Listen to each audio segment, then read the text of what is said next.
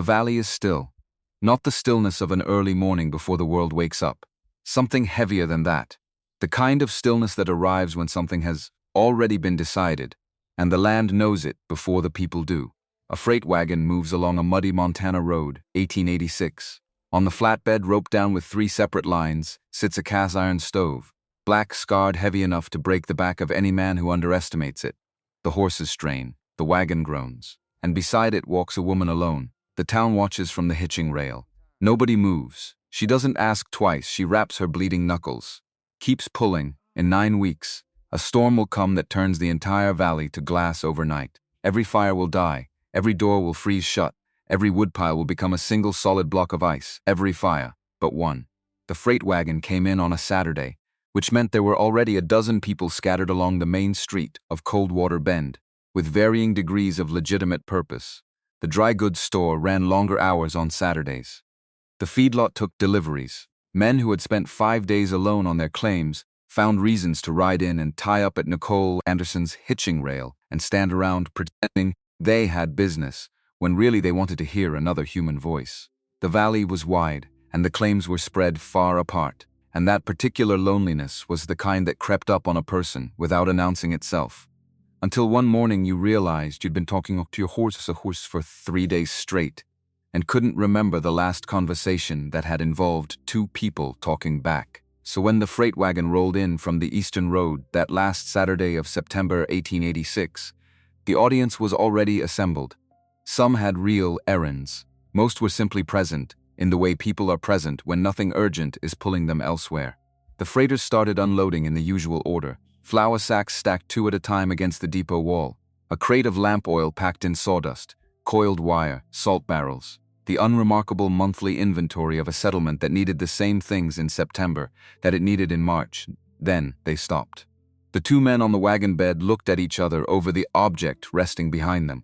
A cast iron base burner stove, black as old tar, scratched along the body from years of use, roped to the flatbed with 3 separate lines, as though whoever had loaded it anticipated that ordinary restraint might not hold.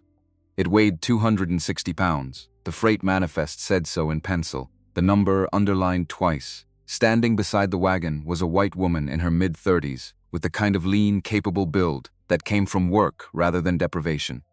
Her shoulders were straight. Her hands showed marks of use. Her hair, the color of old cedar, was pulled back at the neck. She wore a dress washed so many times that its original color had become a matter of interpretation. To her left stood a girl of 13, arms at her sides, still. To her right, a boy of 9 sat on the top rail of the depot fence, watching everything with the uncomplicated attentiveness of a child, who hadn't yet learned to pretend things made sense when they didn't. The woman's name was Donna Clark. She was 36 years old. Her husband, Warren, had died of a lung infection in April, leaving behind a rented house near the Nebraska line, 2 children, a stack of debt, and a homestead claim he had filed 8 months earlier, outside a settlement called Harlan Flats, Montana. She had 17 miles of bad road between her and the cabin she intended to call home, and a 260-pound cast iron stove that needed to travel every foot of it with her. Her own wagon was parked 10 yards back. It was old. The bed sagged slightly between the axles, one rear wheel repaired with new wood that hadn't yet weathered to match the rest. The 2 horses in harness were plain working animals, past their best years, with the patient ground-in stillness of horses that had been asked to do hard things regularly and had stopped being surprised by the asking. The problem was geometrically simple and practically significant. The stove was on the freight wagon. It needed to be on Donna's wagon. 260 pounds of iron stood between those 2 facts. She had rigging, a block and tackle she had brought specifically for this.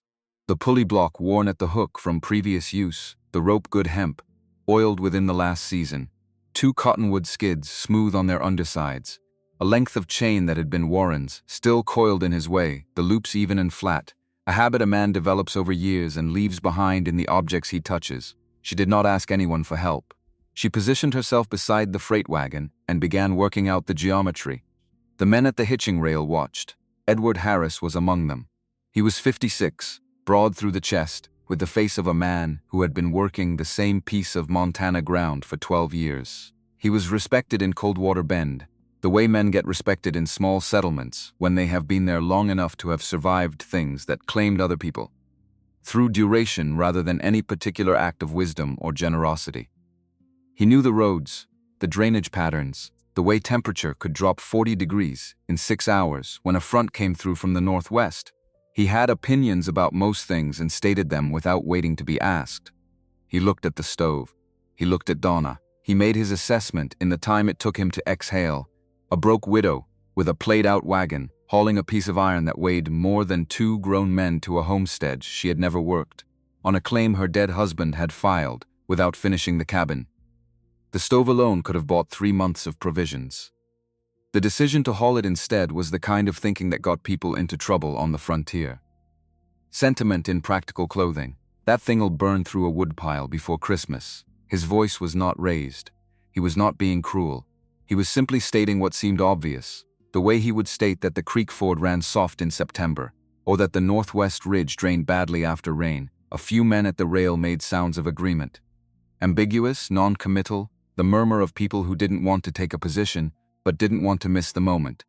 Nicole Anderson stood in the doorway of her store across the street. She was 58, with gray hair kept pinned flat, and a habit of watching things as though filing them away, rather than reacting to them. She didn't join the murmur. She also didn't cross the street. Donna didn't answer Edward. She was already repositioning the block and tackle, calculating the pull angle against the weight distribution of the stove on the wagon bed. The stove had settled toward the rear during transit.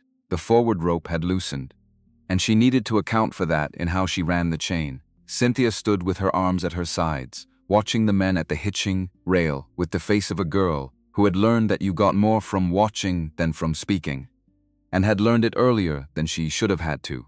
Jason sat on the fence rail. He watched the crowd watching his mother. After a while, the wrongness of it became too large to hold. How come nobody's helping? Not accusatory, just honest. The uncomplicated confusion of a child who hadn't yet been taught that the gap between what people could do and what they chose to do was something you were supposed to pretend not to see. Nobody answered him. This was the small, hard center of it. A 9-year-old asking a plain question in a public place, and every person present deciding independently that the question was not one they needed to engage with. The freighters became very interested in the salt barrels. The men at the hitching rail found things to look at in the middle distance. Edward Harris examined the horizon. Jason waited for an answer that was not coming, then looked at his mother, then back at the crowd, then at his mother again. He was beginning to understand something he didn't yet have language for. What he was understanding was that the absence of an answer was itself an answer, and that some absences were loud. Donna worked. She ran the chain under the stove's base and over the wagon side rail, threading it through the block and tackle in a configuration that gave her a 4-to-1 mechanical advantage. Then she stopped, studied the angle, and rerouted. The first line would have pulled diagonally and risked torquing the load sideways off the skids. The second angle was direct, more initial resistance, but cleaner movement and less risk of the stove catching on the wagon rail edge as it came over. She set the skids against the back of the freight wagon at a shallow angle, smooth undersides down, the lower ends resting on the ground. 2 minutes to position them precisely. She tested stability by leaning her weight on the upper end, adjusted the placement by 3 inches, checked again. Then she began to pull. The rope was stiff from the morning cold. Hemp doesn't like cold, and she worked it through 3 cycles to limber it before putting her full weight into it. On the 4th cycle, the chain took the load and the stove moved. Not far. 2 inches, perhaps 3. But it moved. There is a rhythm to moving heavy things that has nothing to do with strength and everything to do with patience. You take what the physics gives you, and you stop when the physics stops giving. You check the load position, the angle of the line, whether anything has shifted in a way that will cause a problem 2 pulls from now. Then you pull again. Donna worked this way, steady, systematic. Her breath came visible in the September air. The block and tackle creaked with each pull. The stove inched down the skids. Halfway down, the load shifted. The stove's weight redistributed as it crossed the balance point, and one corner dropped hard. A sound like a single heavy drumbeat against the side of the freight wagon. The wood cracked. The whole wagon shuddered. The men at the hitching rail flinched as one. Donna had a wedge in her hand before the sound finished. She drove it under the low corner with the heel of her palm, checked that it held, stood still for a moment, breathing, studying the new angle, rerouted the chain slightly left, pulled. The stove came the rest of the way down the skids without incident. She transferred it to her own wagon in stages. Skids bridged between the two beds, chain reset, load worked across in increments. The whole operation took an hour and 40 minutes. At some point during this, Nicole Anderson crossed the street, not to help with the stove. She placed a tin cup of water on the fence rail near Cynthia and went back to her store without speaking. It was the only gesture anyone made that afternoon, and Cynthia looked at it and looked at Nicole's retreating back and filed it away with everything else she was filing. By the time the stove was secured on Donna's wagon, the skin had split on 2 of her knuckles from the chain work. She had cut a strip of cotton cloth that morning and put it in her apron pocket because she had known this would happen. She wrapped the knuckles without pausing, tied the knot one-handed, using her teeth for the second half, and climbed up onto the wagon seat. Cynthia and Jason climbed up beside her. Edward Harris was still at the hitching rail. He watched the wagon move out onto the eastern road with the certainty of a man whose assessment had been confirmed. He turned back to his own business. He did not wonder what she knew about winter, that he didn't. The road to the Clark claim ran 17 miles through terrain that had no interest in accommodating cargo, 2 clay ridges that collected water and stayed soft into October, a creek ford that ran shallow over a bottom with a particular talent for catching wheels at the worst angle. A long descent off the second ridge, where the road had eroded into deep parallel ruts that a loaded wagon had to straddle carefully, or risk dropping a wheel into a gap it couldn't climb out of without unloading first. Donna had driven this road twice before, once in spring when Warren had brought her out to show her the land he believed in, and once in July when she had gone alone to walk the property and make her own accounting of what she was committing to. Both times the wagon had been empty. Both times the road had been dry. Now the wagon carried a cast iron stove, the remaining household goods packed in 2 trunks and 4 grain sacks, a crate of provisions, and 3 people. The rear axle was at the edge of its rated capacity. She had done this calculation at home the night before, on paper. Weight against rating against road conditions. The margin was thin, but it was a positive number, and thin positive margins were what the Frontier ran on. She stopped every 3 miles to check. The lashing on the stove first, running her hands along the ropes to feel for stretch or shift. Then the load position, had anything moved. Then the rear axle housing, her palm against the metal, listening for heat. A loaded wagon running hard could build axle temperature on flat ground and give no sign until it seized. On a ridge descent, it could seize and throw the load before there was time to react. On the second ridge, with the descent just beginning, the axle found its voice, low, intermittent. A creak that came and went with the road surface rather than running constant. Warren had called it the wagon asking questions. It meant the frame was approaching its limit and communicating this in the only language available to it. And the correct response was to listen rather than push through. Donna stopped. She unloaded the 2 trunks and carried them by hand down to the flat ground below the descent, then drove the wagon down unladen, then reloaded. The operation cost 40 minutes. The creak did not return on the flat ground that followed. Jason had fallen asleep against Cynthia's shoulder, somewhere in the second hour. The way children fall asleep when the movement becomes consistent, and the anxiety of the morning has used itself up. Cynthia sat straight with the specific posture of someone maintaining alertness as a discipline rather than a natural state. She watched the road ahead. She didn't ask how much further or when they would arrive. At 13, she had already developed a fatalism about journeys. They ended when they ended, and questioning the timeline made the remaining distance feel longer without shortening it. The sky had gone pale and flat in the late afternoon, the color of a fire burning down. The horses moved with their heads low. At the Harlan Creek ford, the water ran cold and clear over round stones, and Donna let the horses drink for 5 minutes before pressing on. The claim was 4 more miles east of the ford. She thought about Warren during those 4 miles, which was not something she did often, and deliberately during the working parts of the day. But the road invited it, this specific road, which he had driven, and she had ridden on beside him, looking at the same ridges, the same creek, the same grassland opening out toward the mountains. He had believed in this land with a specificity that was not wishful thinking. He had walked every section of it, tested the soil, mapped the drainage. He had been right about the land. He had simply not had time. The cast iron stove in the wagon behind her had been in his family since his father bought it after a hard winter, when a sheet iron stove burned hot until midnight and went cold before dawn. and frost crept across the floor of the cabin before the family woke.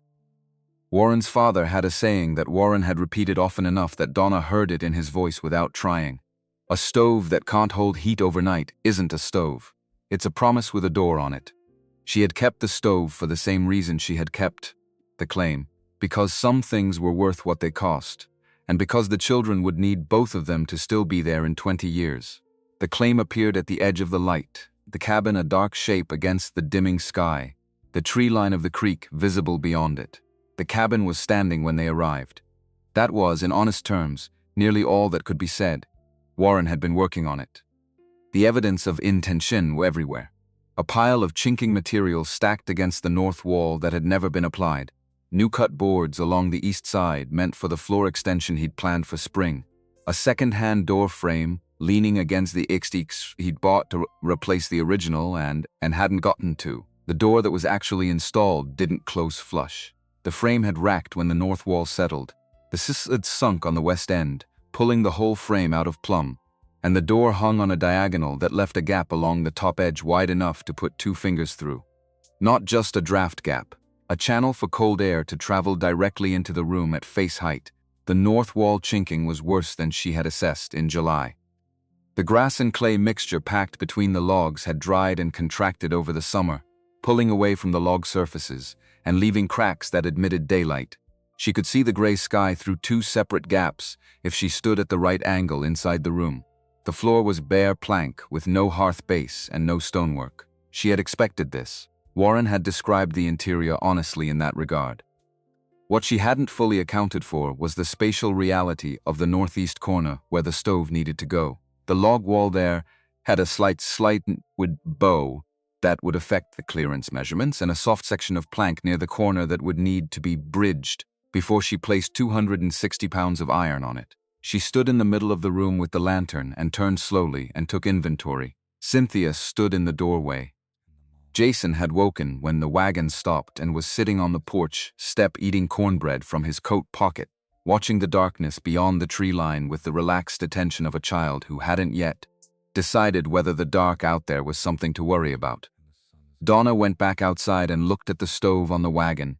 She had the block and tackle, the skids, the chain. She had 2 children, Cynthia strong enough to help with light work, Jason reliable for counting when she needed a rhythm to anchor the effort. She did not have any other person within half a mile who was going to appear. She had known this. She had planned for it. The rigging she had set up for the offloading at the cabin was more robust than what she had used at the depot.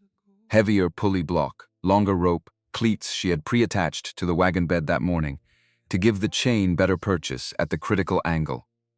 She had thought through the operation twice on paper and once more during the drive, identifying the failure modes and planning around them. Cynthia looked at the stove on the wagon, and then at the dark, and then at her mother, and asked the practical question, "Can we do it in the dark?" The practical answer was that the alternative was sleeping in the wagon with the stove still on it, and then doing it stiff and cold in the morning. And stiff and cold were not conditions that improved the work. They would do it now with the lantern, while they still had the capacity for careful attention. They set the skids. Cynthia held the lantern at the exact angle Donna needed. She had to be corrected once and got it precisely on the second attempt, and held it steady after that without being reminded. Jason's job was to count aloud each time Donna said now, not for any technical reason except that rhythm helped, and having a voice to key off kept the work from being entirely internal, from existing only inside her own head where exhaustion could distort it. The stove came down the skids in 20-minute increments, with stops to check load position and reset the chain when the angle drifted. 3/4 of the way down, the rope slipped. The load dropped a corner. The front left, where the firebox sat slightly heavier, and for a moment the stove was at an angle that put most of its weight on one skid end, with the other skid bowing under the strain. The sound it made going out across the flat in the dark came back as echo, and then disappeared. Donna drove a wedge under the low side before the echo returned. Not waiting, ready, which was different. The wedge seated. She reset the chain with a shorter purchase point that gave her more mechanical advantage at this angle and eased the load level. Jason had stopped counting. He had pressed himself flat against the cabin wall. When the stove was level again, his breathing resumed, but he didn't begin counting until she said now. The stove rested on the skids beside the cabin door just past full dark. The skids had taken damage, a deep gouge on the right one from the chain, but they had held. The wagon was intact. The stove was intact. Donna's hands were trembling, not from fear but from the particular release that comes after 2 hours of sustained muscular tension, when the tension finally has somewhere to go. The stove sat on the skids like something that had always been going to end here. Like the depot and the road, and all of it had simply been the method of arriving. That night it stayed outside. She lit a fire in the sheet iron camp stove she had packed as a temporary measure. Warren's trail equipment. Nothing that would hold heat past midnight, but sufficient to cook on. She fed the children. She walked the cabin again with the lantern and made her list, 14 items. She read it twice, folded it, put it in her apron pocket, blew out the lantern and lay down on the bedroll she had spread on the plank floor. Cynthia was asleep within minutes. Jason took longer, his breathing restless at first, and then gradually deepening. And when he finally settled, she could feel the quality of the dark change the way it changes when everyone present has given themselves over to sleep. She lay with her eyes open and ran through the list from memory. Not as anxiety, as a planning exercise. Item 1 was the door frame.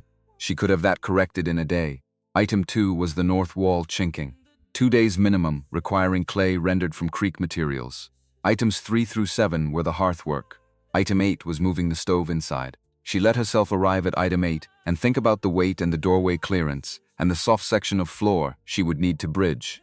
Then she stopped. One thing at a time. Lists had ends. That was the entire point of making them.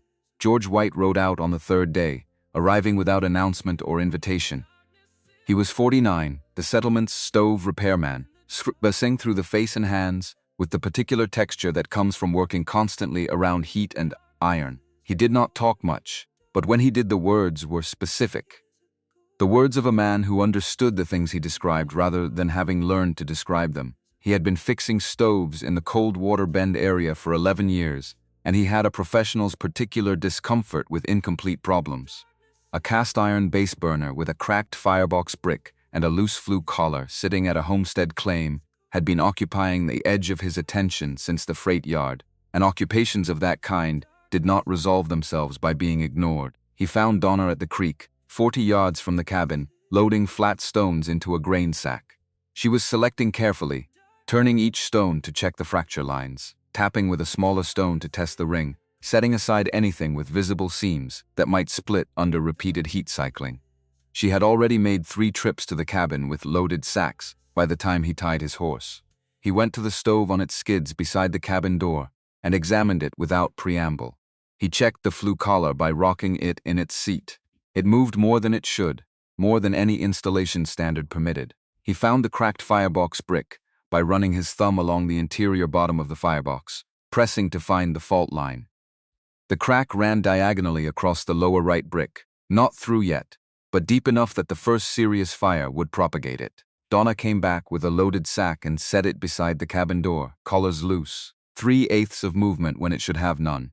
Lower right firebox brick is cracked, not through yet, but it will be. Heavy cast iron needs clean draft and solid bed support. Wrong installation and you'll get cold floors and wasted fuel up the chimney. I know about the collar. I have rope for it. She crouched beside the sack and began sorting, flat stones separated from rounded ones, edges examined. The brick I hadn't found. Does it need replacing before first burn? You can run 1 season with moderate fires. Plan to replace it before next winter. She nodded once and kept sorting.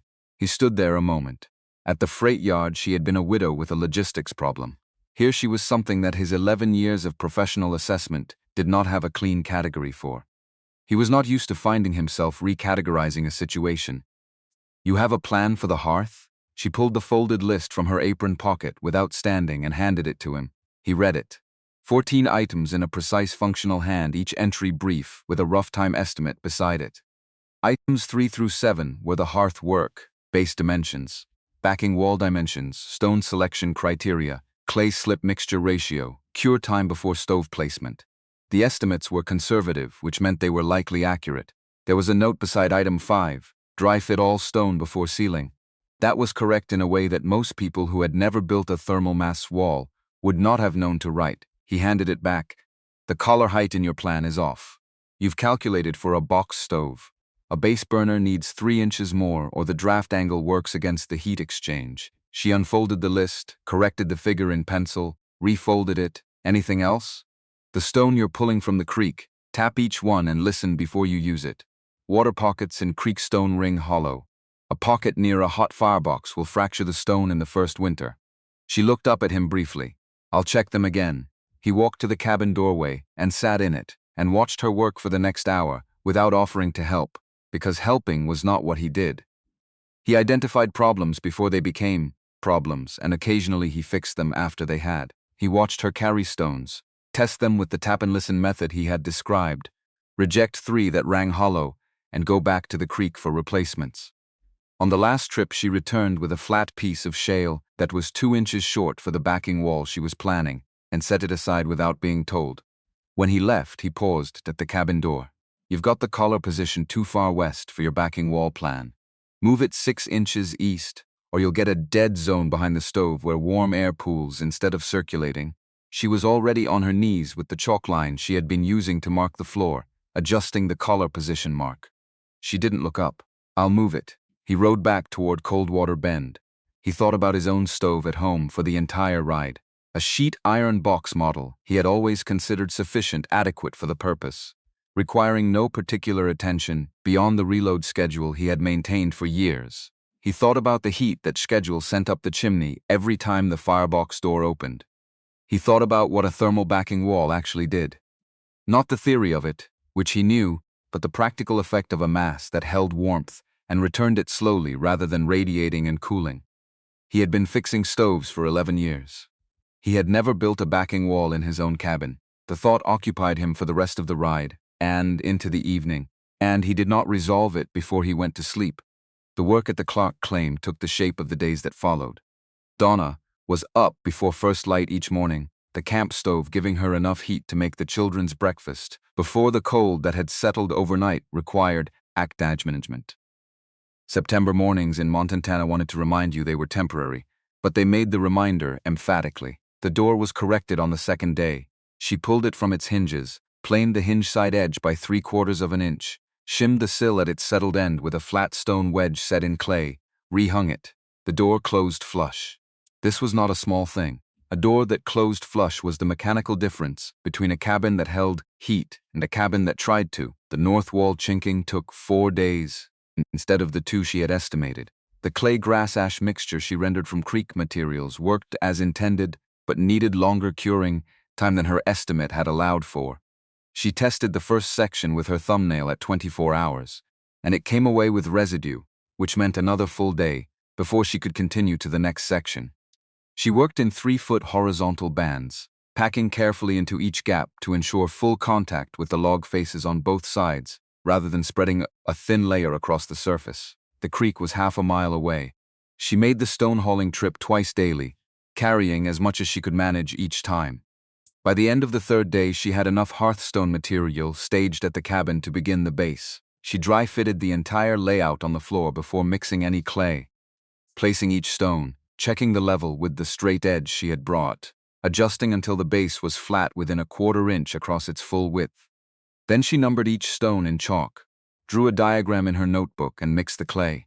Cynthia worked alongside her in the afternoons. She had strong hands for 13 and absorbed instruction without needing to be told things twice. By the 2nd day, she was testing the stone ring without prompting. By the 3rd, she was selecting material from the creek herself, her rejection rate for unsuitable stones close to her mother's. Jason contributed architectural commentary that nobody had requested, arriving at irregular intervals throughout the day. He wanted to know why river stones rather than field stones. He wanted to know why the backing wall was positioned on the north side of the stove rather than the west. He wanted to know why the hearth base rose 8 inches from the floor rather than 6 or 10. Donna answered all of it.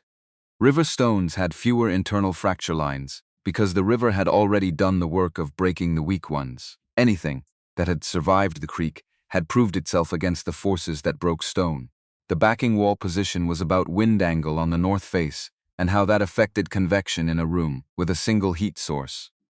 The hearth height was about draft physics and the geometry of a base burner's air intake.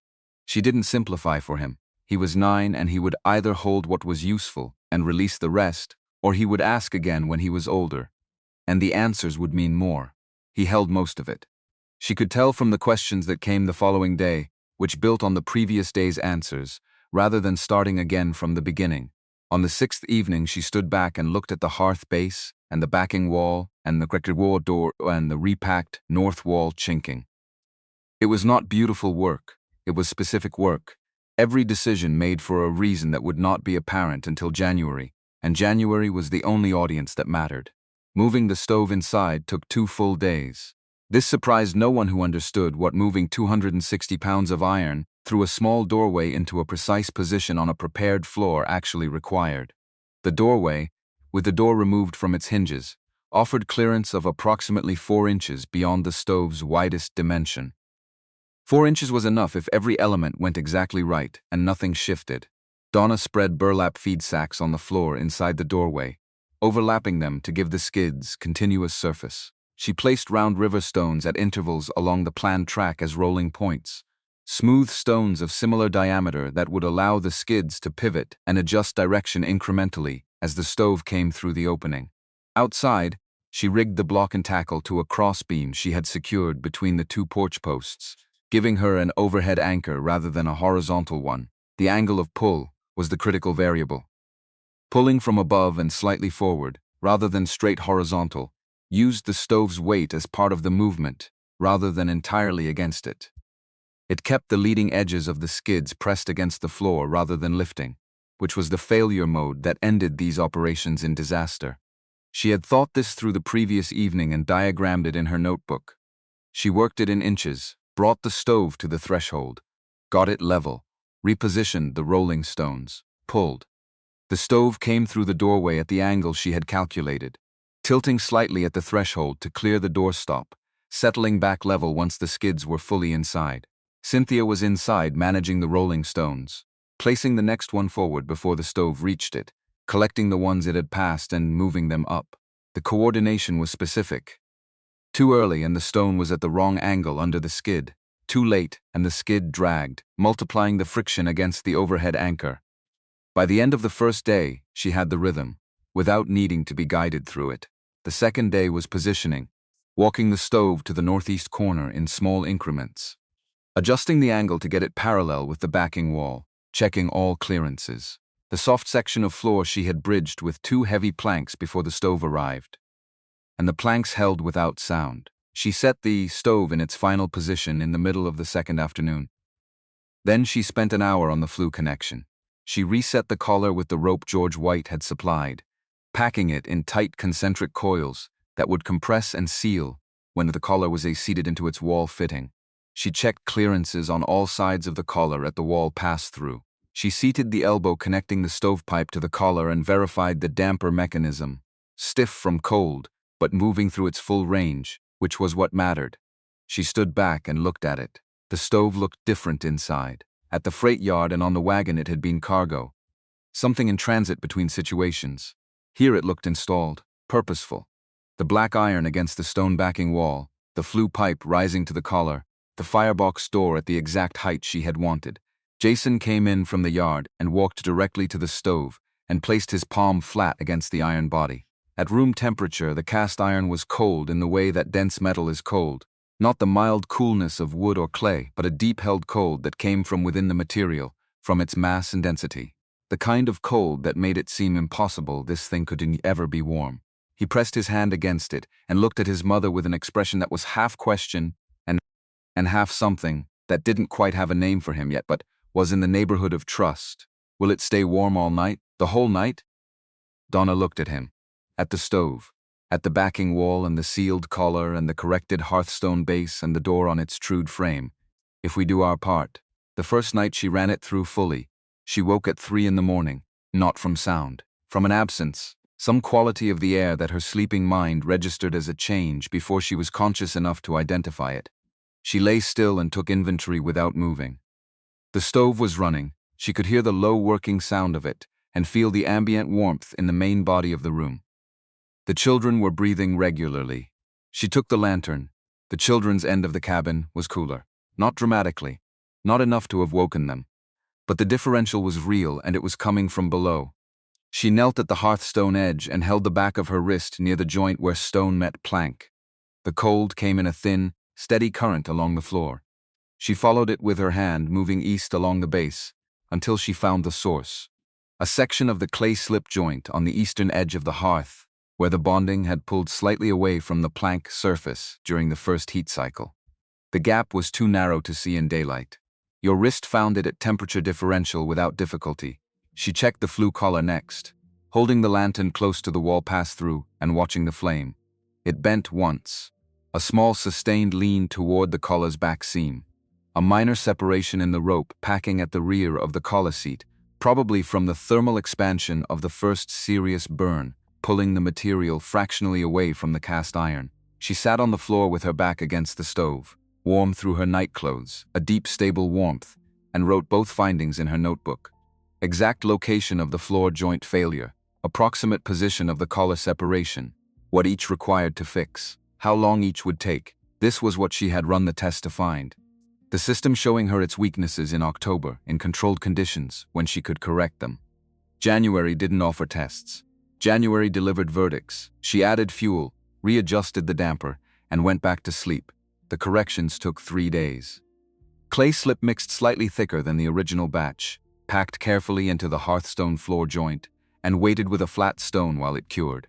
The collar rope repacked from the rear seam forward, each coil tamped tight before the next was added. On the 3rd day, she applied a thin wash of diluted clay slip to the collar connection as a final smoke seal. Not structural, just a second layer of closure that would tell her, when it eventually cracked, exactly where the joint was still moving. She fired the stove again and ran it through the night and woke at 3 by habit. The floor at the children's end was even. The lantern flame at the collar showed no deflection. She went back to sleep. George White returned on a Tuesday, the way he always came. Without announcement, as though the gap between visits had simply been the time it took for professional interest to become stronger than professional restraint. He came inside and looked at the clay work at the hearthstone joint first, running his thumb along it, the way he had run his thumb along the cracked brick, feeling for what the eye might miss. The fill was smooth and well cured with no new separation at the edges. He checked the collar. He pulled the cotton thread from his coat pocket and tied one end to the tack nail she had left in the wall for this purpose, because after his first visit, she had understood that the thread was going to be a recurring instrument. An X-match mounting point made more sense than finding a new location each time. He let the thread hang and stepped back. It was still. Not almost still. Actually still. The way a plumb line is still in a room with no air movement. He watched it for longer than the observation required, better than most cabins. He said it the way a man says something he has verified rather than decided, the tone of a fact that has already done its checking. His eyes moved to the thermal wall, the second course she had completed since his last visit. The stone faces darkened from weeks of heat absorption, the clay joints smooth and uncracked. He walked to it and pressed his palm flat against the surface. It was warm at this hour in the way of stone that has been absorbing heat for weeks. Not the surface warmth of recent proximity to fire, but warmth that came from the interior of the mass, from accumulation rather than contact. He went to the door, paused without turning. Second course is holding right. Third course would give you enough mass to carry through a 4-hour burn interval without the floor temperature dropping. January burns long. The door closed. The thread hung absolutely vertical on its nail. Donna looked at the wall for a moment. Then she went back to the supply calculation she had been running before he arrived. Cordwood inventory against projected burn rate, against the weeks remaining before reliable spring temperatures. The numbers ran in a direction she didn't love and couldn't change by examining them from a different angle. 2 cords and 1/4 stacked and seasoned. She needed 2.5 at minimum, and 3 was where she would stop worrying about the calculation entirely. The gap between what she had and what she needed was real.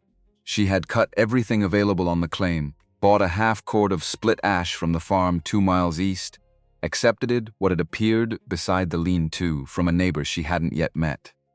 The rest was the arithmetic of a late start and a limited budget, and there was no version of looking at it that made it different from what it was. What was under her control was efficiency.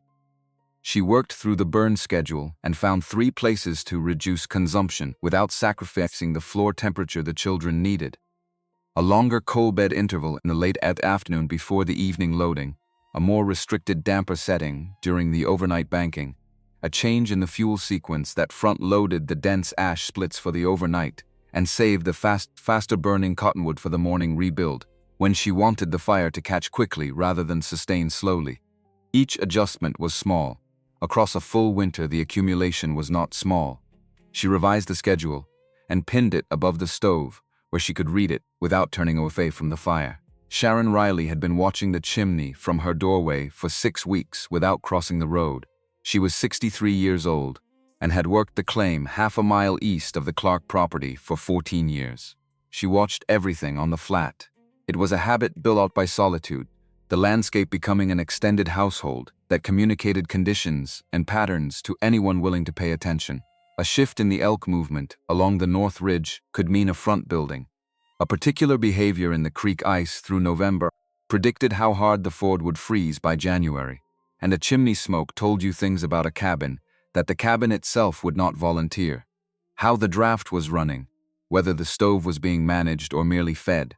The smoke from the Clark cabin had changed over the course of October.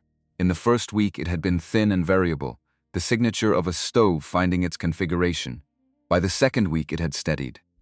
By the end of the month it ran slow and low-angled in the mornings and thin and straight in the afternoons, which was exactly what a well-tuned base burner with a clean draft and a properly banked coal bed was supposed to produce. The smoke told her the installation had been corrected and was working. Sharon had watched it every morning and had not crossed the road. She knew what people said about her in Coldwater Bend. Heard it at angles the way you hear things in small settlements, in remarks not quite aimed at you, in the space between what was said and what was meant. That she was cold, that she kept to herself after Dorothy Fenn had sold her claim in February and left for Missouri without a letter, without a goodbye, only a note with Nicole Anderson that said she was going, and that Sharon could have the wood left in the lean-to. It was not precisely that it had hurt her. It was that it had completed a calculation she had been running for years, and the result of the calculation was clear. The distance between helping and losing was very short, and the people who paid the price of that distance were always the ones who had chosen to help. 3 women before Donna Clark had tried to hold homestead claims alone in this valley. 3 had gone. The odds that history provided were not encouraging, but the smoke kept running the right way. She brought the ash splits on a Tuesday evening. A bundle of dry split hardwood from the dead timber on the north edge of her claim, the pieces cut to base burner length, because she knew what a base burner needed and had thought about the length specifically before she cut them. She left the bundle beside the lean-to without knocking and walked back before Donna could come to the door. If the woman was gone by February, the wood would still be there and Sharon would take it back. If she wasn't gone by February, then it would be there and she wouldn't need to. That was as far as she was prepared to go at that point. On the first Tuesday of November, she knocked. She had not planned to. She had been riding back from Coldwater Bend and had slowed at the lane turnoff and stayed slowed for longer than riding past required. The smoke from the Clark cabin was running exactly right. The lean-to had a new addition she hadn't seen from the road. The third course of the thermal wall visible through the open door. She turned down the lane, the door opened before her second knock. Donna Clark looked at her without surprise and without immediate speech, which Sharon recognized as its own kind of intelligence. A woman who filled every silence as it arrived was a woman who was not comfortable with what silence contained. Donna appeared to be simply waiting for the silence to reveal what it held. Sharon looked past her at the thermal wall. She hadn't seen it at close range before. The courses were tightly fitted, the clay joints consistent, the stone faces showing the gradual darkening of absorbed heat that took weeks to develop. The backing extended the full width of the stove position and 1.5 feet above the stove top, which was the correct height for convective heat capture in a room this size. Where did you learn to build the backing that way? Donna stepped back from the door. An invitation without being an announcement of one. My husband's family. His father built the same configuration in Wisconsin before the war. Warren said it was the difference between a stove that served the house and a stove the house had to serve. Sharon came inside. She stood in the middle of the room and looked at the installation the way she looked at everything on the flat. With attention that was also a form of respect. She ran her eye from the hearthstone base to the collar, to the thermal wall, to the indoor fuel storage. She noted the burn schedule above the stove. She noted the positioning of the ash splits relative to the cottonwood. Mine cracked in the second winter.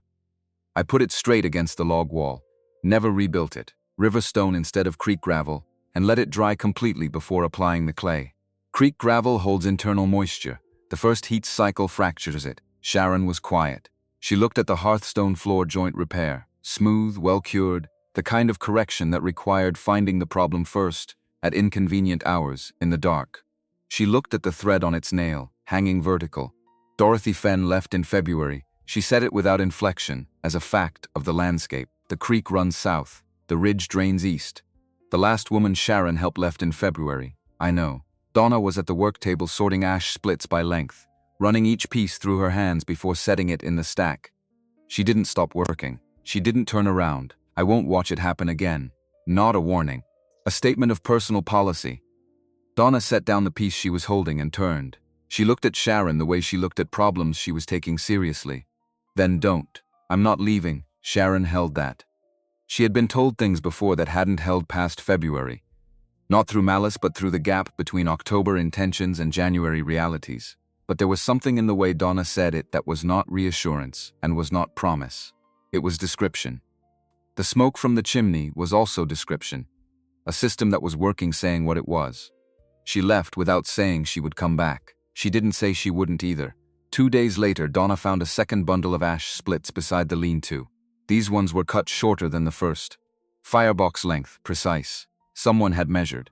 She put them in the indoor fuel storage with the others and said nothing to the children. The valley continued through its late October business. The other settlers prepared for winter the way they prepared every year, with the accumulated habits of people who had survived before and trusted the method of their surviving. The sheet iron box stoves in the cabins along the main flat burned their familiar cycles.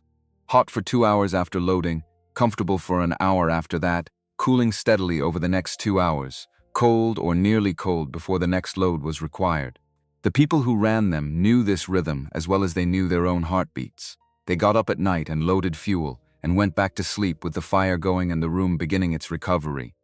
This cost sleep and it cost fuel, but it was the known cost of the known method, and there was a specific comfort in familiar costs even when they were high. Edward Harris stacked the last of his season's wood in the first week of November.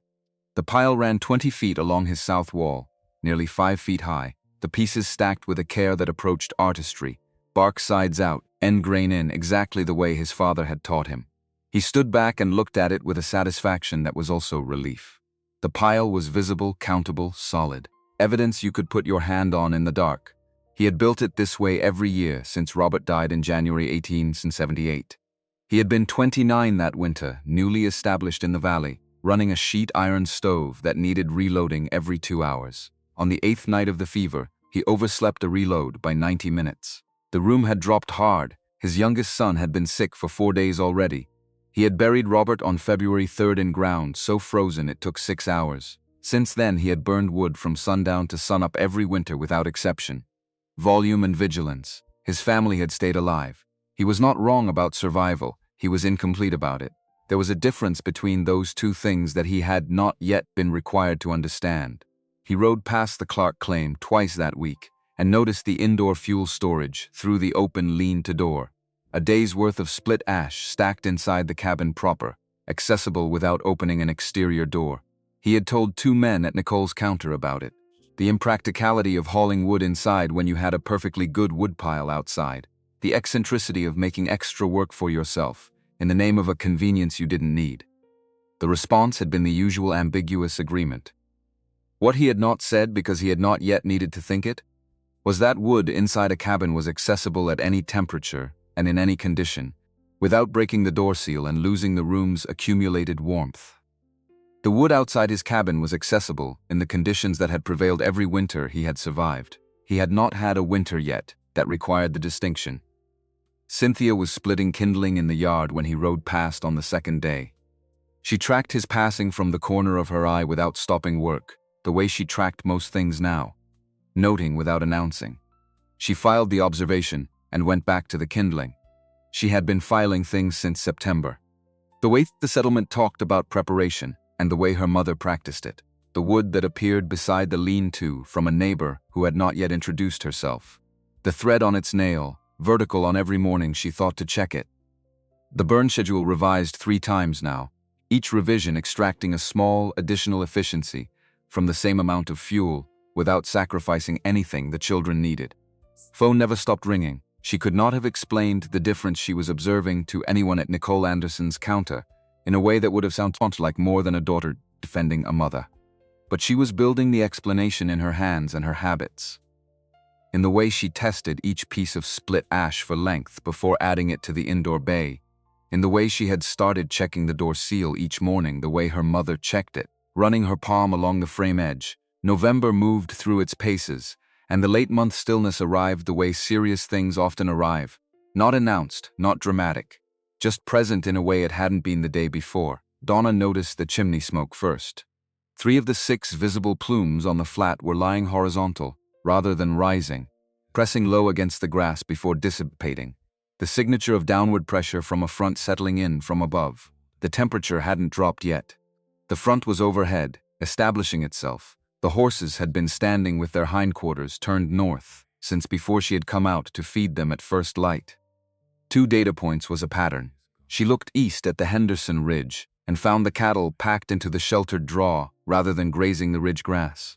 Packed into the far end, with the older animals on the outside, faces inward, the specific formation that meant they had made a decision and were not reconsidering it. She pressed the back of her hand against the iron door latch before going back inside. The metal pulled heat from her skin faster than the ambient temperature explained, registering a cold that had been building through the night from below the ground surface. Overnight temperatures harder than the daytime reading suggested. The warmth she had felt in the afternoon being surface warmth only. Cynthia, steady. Not urgent. Bring in 2 extra armloads of ash. Stack them behind the regular pile. Jason appeared from around the lean-to corner. Is a storm coming?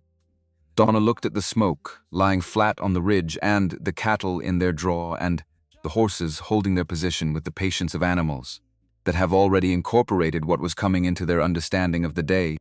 Something is deciding. She went inside and added the 3rd course of stone to the thermal wall. She had been planning to do it that week regardless, but the morning had moved it to today. She worked through the morning, setting each stone, checking the level, tamping the clay joints. By noon, the 3rd course was complete, the wall now 26 inches of combined stone and clay, sitting against the back of the cast iron like something that had always been there. She ran her palm along it, warm in the way of accumulated heat rather than recent fire, warmth from weeks of burning, held in the interior of the stone, not requiring the fire to still be going in order to exist. She checked the flue collar, checked the damper, checked the hearthstone joint, checked the thread, the vertical. On the 5th of December, Jason came inside and reported that all 6 visible chimney plumes on the flat were lying horizontal. Donna was already adjusting the damper to account for the pressure drop she had felt in the night, 2 clicks tighter than the calibration she had set for open-air conditions. She had gotten up at some hour between 2 and 3 and made the adjustment without fully waking and returned to bed. Bring in everything from the lean-to that isn't already inside, she told him. Everything except the hay, and check that the hay is under the roofline. He went without asking why. He had learned over 3 months that some instructions existed in a context larger than he could see from where he stood, and that the correct response was to act and then watch for the context to become visible. He was learning this not because anyone had told him to, but because the accumulation of September and October and November had made it the obvious conclusion. The 6th of December, the flat went entirely still. Donna stood on the porch that evening and felt it in the latch metal and the air temperature and the quality of the silence over the valley. She checked the thermal wall one last time, ran her palm along it, felt the warmth sitting deep in the stone, checked the collar, checked the door seal. She went inside and added 2 heavy ash splits at 9 in the evening and set the damper for the long, slow overnight burn she had calibrated across 8 weeks of testing and correction. She told the children to sleep in their clothes. Cynthia looked at her from across the room with the specific attention of a 13-year-old who had been watching since September and had developed her own understanding of what the signs meant. Is tonight different? Donna looked at the stove and the collar and the thread on its nail and the indoor fuel bay with its 36 hours of carefully staged wood and the door on its trued frame, sealed flush, Tonight is when everything we've done since September starts earning its keep. She banked the stove and went to sleep. Just after midnight, the rain began. The overnight test told her what she needed to know. She had chosen the last week of October deliberately. Not because the weather had turned serious yet, but because the window between workable and critical was already narrowing, and she was not going to discover what was wrong with the installation from the wrong side of that window. Cold enough to run a real test, warm enough that a failure was still a correction rather than a consequence. In a valley that could go from cool to lethal inside 48 hours without much warning, the difference between those two things was the difference between information and cost. The first evening ran the way she had planned. The cast iron warmed slowly. That was correct. That was the design principle. That was what distinguished a base burner from the sheet iron box stoves, burning in every other cabin in the valley. A box stove took a fire fast and shed it just as fast, the heat escaping through thin walls the moment the fuel burned down. The base burner absorbed heat into its own body first, the dense iron acting as a reservoir, so that the warmth didn't peak and crash but built and held. The stone thermal wall behind it compounded this. She could see the clay joints darkening slightly with absorbed heat in the first hours of the burn, the stone face warming to the touch by 9 in the evening, in a way that her hand would not have registered at the same hour in July. Before the wall had been there, the room reached a stable temperature by the time the children went to sleep. Not hot. A box stove running full would have been hotter, uncomfortably so if you sat close. Just even. The kind of warmth that didn't have a direction, that came from all sides equally and made you stop noticing it was there, which was precisely what warmth was supposed to do in a cabin in October. Donna banked the coals at 11 and adjusted the damper to the position she had calibrated from the draft tests. 3/4 closed, giving the fire enough air to sustain itself on the coal bed, without burning fast enough to consume the load before morning. The clay around the damper rod had cured properly, and the rod moved smoothly at its full range. She went to bed. At 3 in the morning something woke her, not a sound. She lay still in the dark and took inventory without moving. The soft regular sound of Jason's breathing, the slightly different rhythm of Cynthia's, the low working voice of the stove, all present. She could feel the ambient warmth in the main body of the room. Whatever had broken her sleep was not obvious. She got up and lit the lantern. The children's corner was cooler. Not dramatically. Not the kind of cold that would have pulled them out of sleep, but the differential between where she stood and where they lay was real and measurable, and it was coming from the floor. She crouched at the hearthstone edge and held the back of her wrist near the joint where the stone base met the plank beneath it. The cold came in a thin horizontal current, ankle height, consistent as a slow creak. She followed it east along the base, moving her hand in short increments until she found the source. A section of the clay slip joint on the eastern edge of the hearth, where the bonding had pulled fractionally away from the plank surface during the first heat cycle. The gap was too narrow to see in daylight. The wrist found it at temperature differential without difficulty. She checked the flue collar next, holding the lantern close to the wall pass-through and watching the flame. It bent once, a small, sustained lean toward the collar's rear seam. A minor separation in the rope packing at the back of the collar seat, likely from the thermal expansion and contraction of the first serious overnight burn, pulling the material slightly away from the cast iron at the point of least resistance. She sat on the floor with her back against the stove. Warm through her nightclothes, the deep, stable warmth of iron that had been working for hours, and wrote both findings in her notebook. The exact location of the floor joint failure, the approximate position of the collar separation, what each required, how long each would take. Neither one was failure. They were the installation showing her its weaknesses in October, in controlled conditions, when she could act on them. This was why you ran the test in October. January didn't offer tests. January delivered its assessments without warning and without time for correction, and without any interest in your intentions. She added fuel, readjusted the damper, went back to sleep. The corrections took 3 days. Clay slip mixed slightly thicker than the original batch, to compensate for the surface shrinkage she had observed in the first application. Packed carefully into the hearthstone floor joint and weighted with a flat stone for 24 hours, while it cured. The collar rope repacked from the rear seam forward, each coil tamped tight before adding the next. A straight tool used to verify the rope sat flush around the full circumference rather than proud on one side. On the third day, she applied a thin wash of diluted clay slip to the collar connection. Not structural, just a secondary smoke seal that would crack eventually, and show her exactly where the joint was still moving when it did. She fired the stove again that evening, ran it through the night, woke at 3 by habit. The floor at the children's end was even. The lantern flame at the collar showed no deflection at all. She went back to sleep without writing anything down, because there was nothing to write. George White came back on a Tuesday. He came without announcement, the way he always came, as though the time between visits was simply the interval it had taken for professional interest to outweigh professional restraint. He came inside and went directly to the hearthstone joint, running his thumb along it, the way he had run his thumb along the cracked brick on his first visit, feeling for what the eye might miss at this angle, in this light. The fill was smooth and fully cured with no new separation at the edges. He checked the collar by looking rather than touching, running his eye along the seam line. He pulled the cotton thread from his coat pocket and tied it to the tack nail she had left in the wall for this purpose, because after the first visit she had understood that the thread was going to be a recurring instrument and a fixed point made more sense than choosing a new location each time. He let the thread hang and stepped back, still. Not approximately still, actually still, the way a plumb line is still in a sealed room. He watched it for longer than the observation required. The thin light from the window made it visible as a vertical mark against the darker wall surface, and he studied it with the attention of a man checking a measurement he expected to be slightly off, and was discovering was not. Better than most cabins. He said it the way a man says something he has verified rather than decided. The tone of a conclusion that has already done its own fact-checking and come back clean. His eyes moved to the thermal wall. He walked to it and pressed his palm flat against the surface and held it there. The stone was warm in a way that required a moment to locate correctly.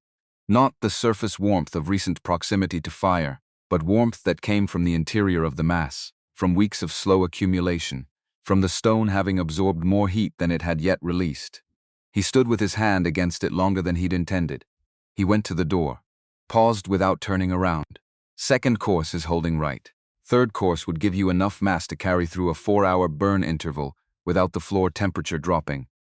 January burns run long. The door closed behind him. The thread hung on its nail, absolutely vertical, undisturbed. Donna stood at the table and looked at the wall for a moment. Not with satisfaction. Satisfaction was a feeling for later, for after the winter had made its case. She looked at it the way she looked at any completed piece of work, checking that it was what she had intended it to be, and then moving to the next thing. She went back to the supply calculation she had been running before he arrived. Cordwood inventory against projected burn rate against weeks remaining before reliable spring temperatures. The numbers ran in a direction she didn't love and couldn't change by looking at them from a different angle. 2 cords and 1/4. She needed 2.5 at minimum. She needed 3 to stop running the calculation at all. The gap was real and it wasn't closing through optimism. She had cut everything accessible on the claim. She had bought the half cord from the farm to the east. She had accepted what had appeared beside the lean-to, without asking who had left it. The rest was the arithmetic of a late start and a limited budget, and arithmetic was what it was regardless of how much attention you paid it. What was under her control was efficiency. She worked through the burn schedule and found 3 adjustments. A longer coal bed interval in the late afternoon, a fractionally more restricted damper setting during the overnight banking, a change in the fuel sequence that put the dense ash splits at the front of the overnight load and the faster-burning cottonwood at the back of the morning rebuild. Each change was small. None of them, taken individually, amounted to much. The accumulation of them across a full winter was the difference between the inventory she had and the inventory she needed. She revised the schedule and pinned it above the stove, where she could read it without turning away from the fire. The valley prepared around her, the way it prepared every year. The sheet iron box stoves in the cabins along the flat burned their familiar cycles. Hot for 2 hours after loading, comfortable for an hour after that, cooling steadily before the next reload. The people who ran them knew this rhythm the way they knew the creek levels and the frost dates. As the established character of the season, not something to question, they got up at night and loaded fuel and went back to sleep and managed the cost of it because the cost was familiar, and familiar costs had a kind of comfort in them even when they were high. Edward Harris stacked the last of his wood in the first week of November, and stood back and looked at the pile with a satisfaction that was also relief. 20 feet along the south wall, nearly 5 feet high, bark sides out, end grain in, the way his father had taught him. Solid, countable, present.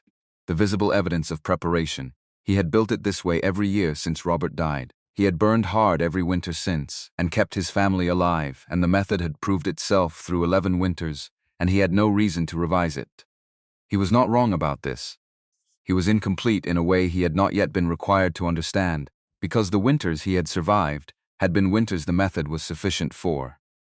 He did not know what kind of winter was making up its mind to the northwest. He rode past the Clark claim twice that week, and observed the indoor fuel storage through the lean-to door, without pausing. He had already formed his assessment of it at Nicole's counter. The eccentricity of hauling wood inside, when you had a perfectly good pile outside, the extra work created in the name of a convenience that wasn't necessary. The men at the counter had made their sounds of agreement and moved on.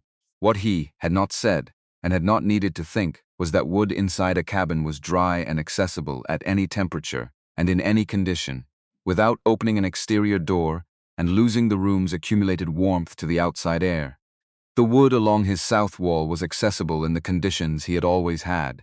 He had not yet had a winter that required him to know the difference. Sharon Riley knocked on the first Tuesday of November.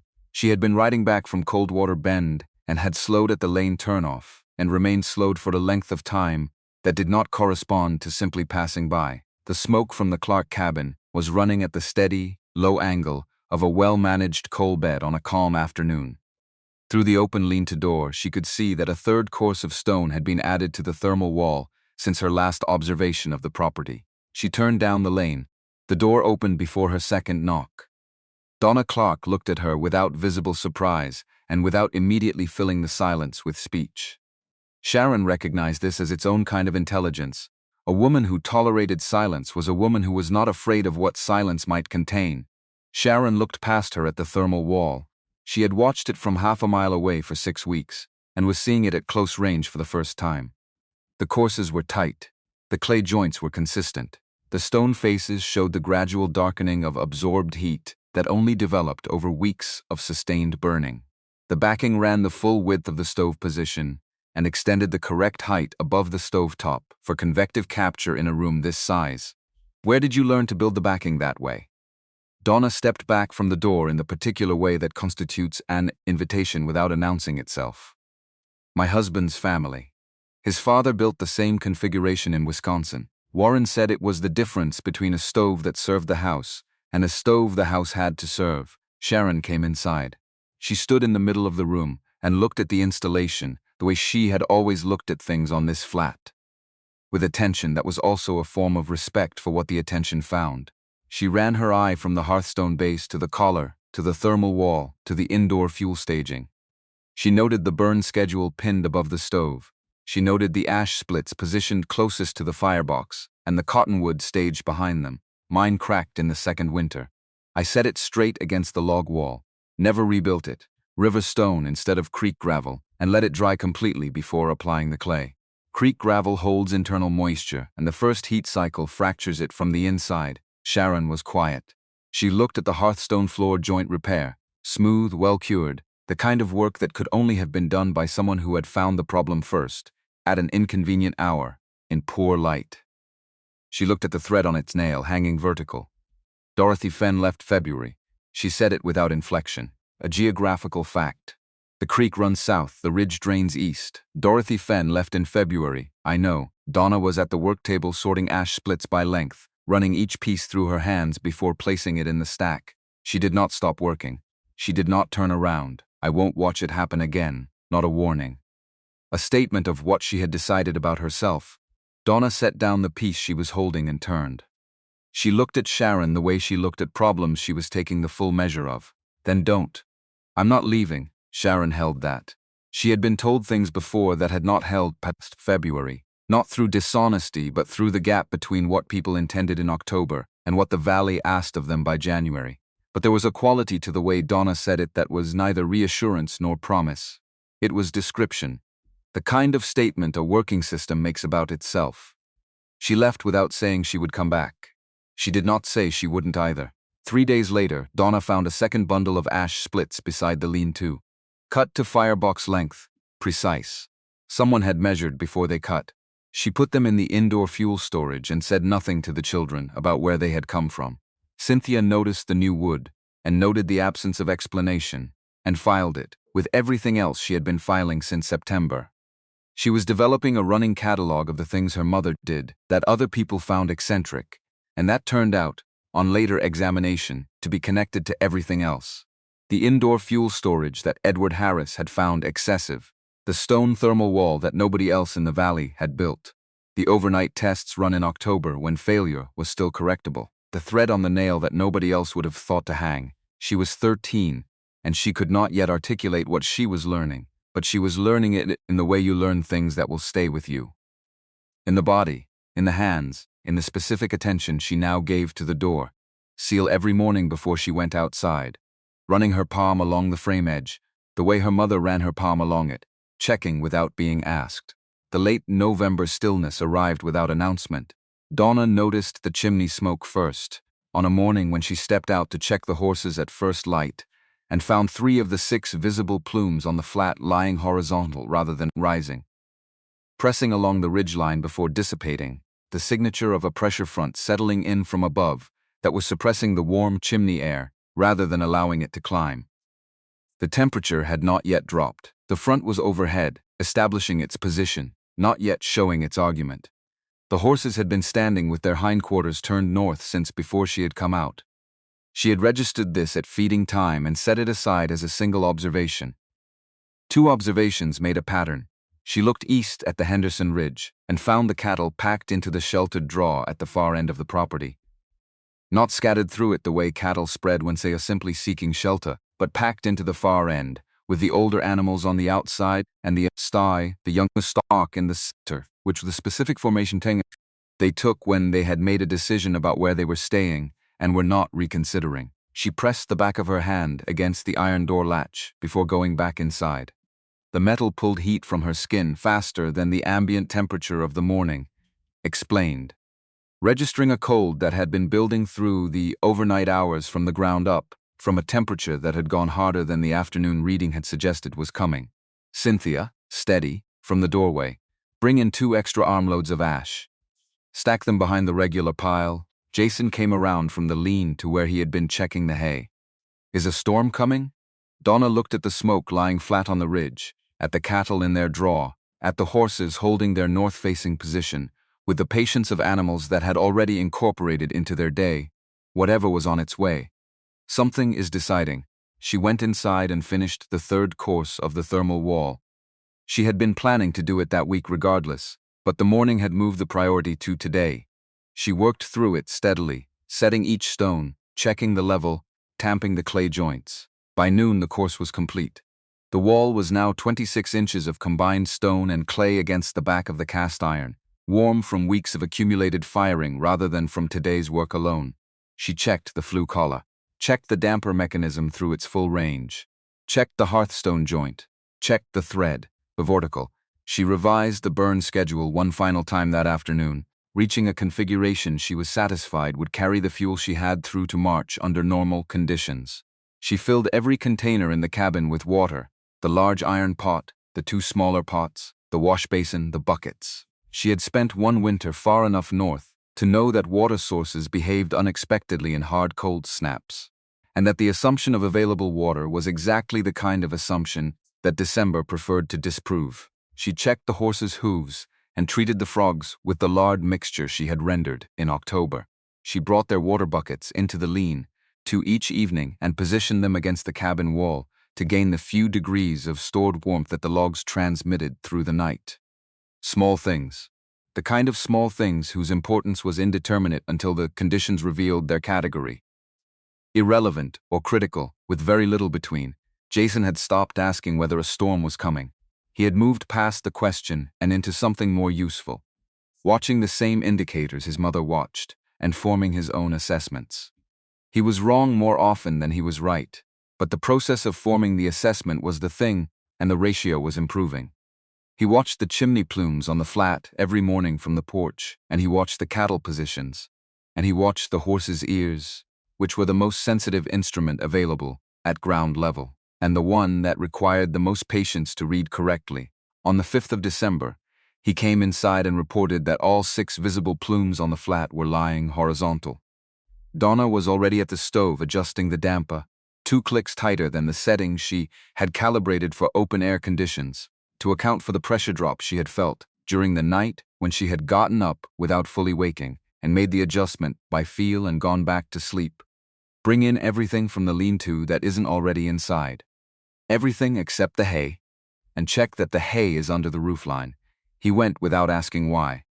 He had learned over the course of 3 months that some instructions existed in a context larger than he could see from where he was standing, and that the correct response was to complete them and then watch for the context to become visible.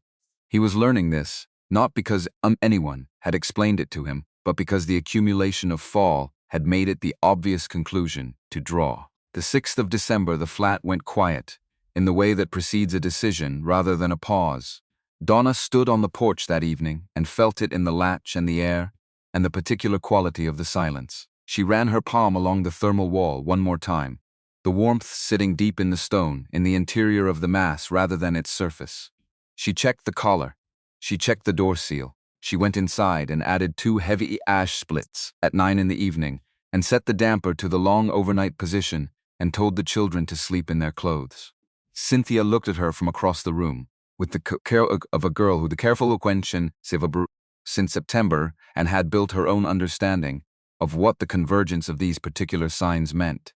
Is tonight different? Donna looked at the stove and the collar and the thread hanging on its nail and the indoor fuel bay with its 36 hours of carefully staged wood and the door on its trued frame, sealed flush. Tonight is when everything we've done since September starts earning its keep.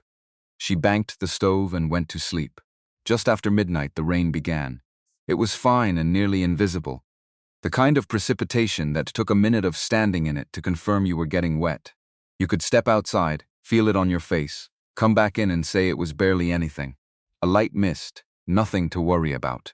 And you would be right about the mist and completely wrong about the nothing to worry about, because the mist was not the point.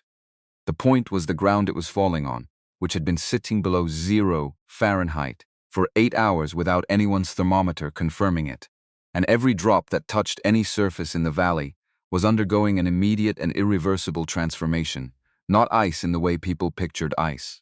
This was clear, transparent, invisible until it had accumulated enough to catch the light, and by the time it caught the light, it had already done its work.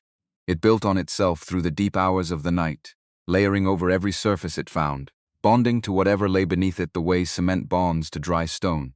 Completely, without negotiation, without the possibility of simple separation. By the time the sky began its slow transition toward morning, 3/4 of an inch of clear ice covered everything in the valley. The fence wire was encased in clear cylinders. The tool handles in the lean-tos had become rounded, smooth, frictionless. The woodpiles along the south walls of a dozen cabins had acquired a surface that caught the early gray light and threw it back in fragments. The roads were glass over clay over frozen ground, 3 layers of surfaces that offered nothing to anything that tried to cross them at speed. The temperature had continued to fall through the night. It was sitting at 30 below 0 Fahrenheit when the morning arrived. There was no wind at all.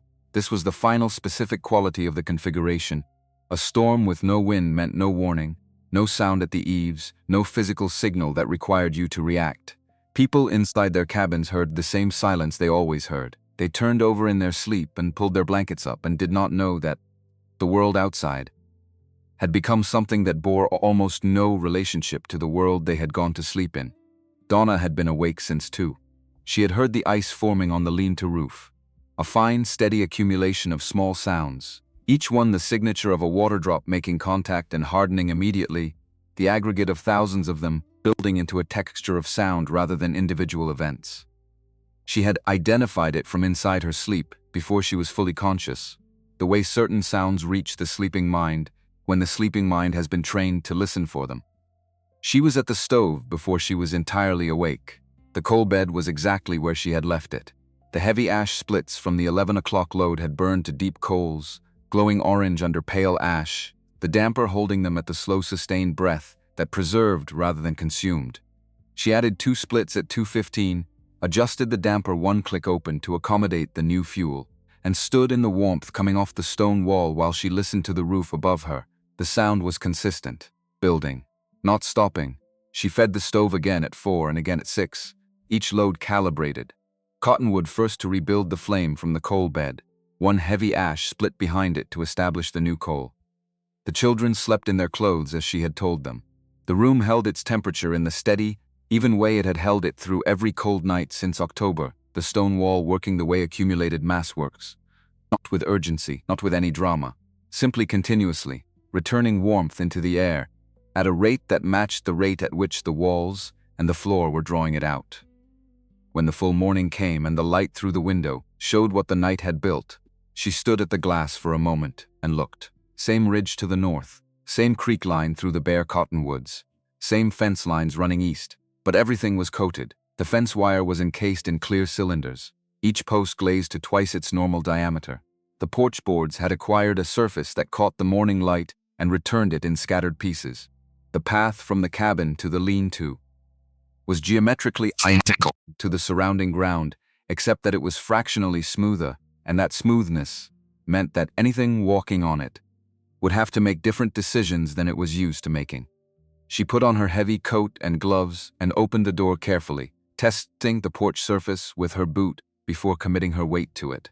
The ice held her. She crossed the porch in short, flat-footed steps and checked the lean-to. The indoor fuel was dry and untouched and staged in its sequence. The outdoor wood under the lean-to overhang had ice on the exposed faces of the top layer, but the tarp she had pulled tight the previous evening had done its work on everything beneath it. She went back inside. Cynthia was at the window with her arms folded, looking at the valley with an expression that contained no alarm and a great deal of assessment.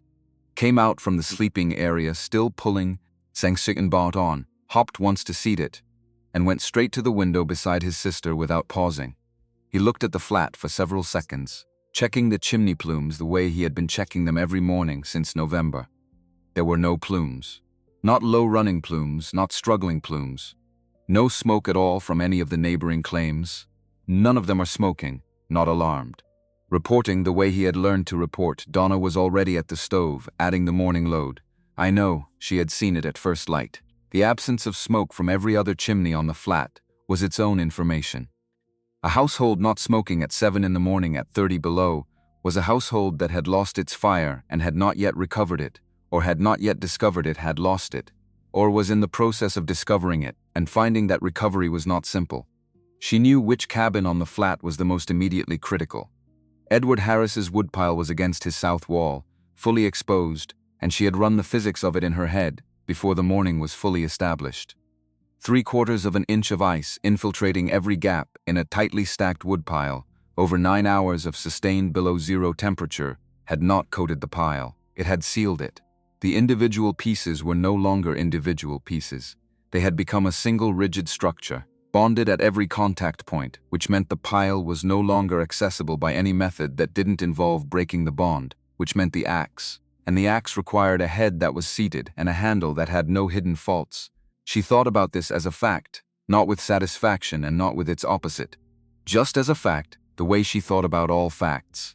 For what it told her about what was going to happen next and how much time there was before it did, the answer was, not much. Edward Harris had been up since 5, which was his normal hour, and had felt nothing unusual in the first minutes of the day. The cabin was cold.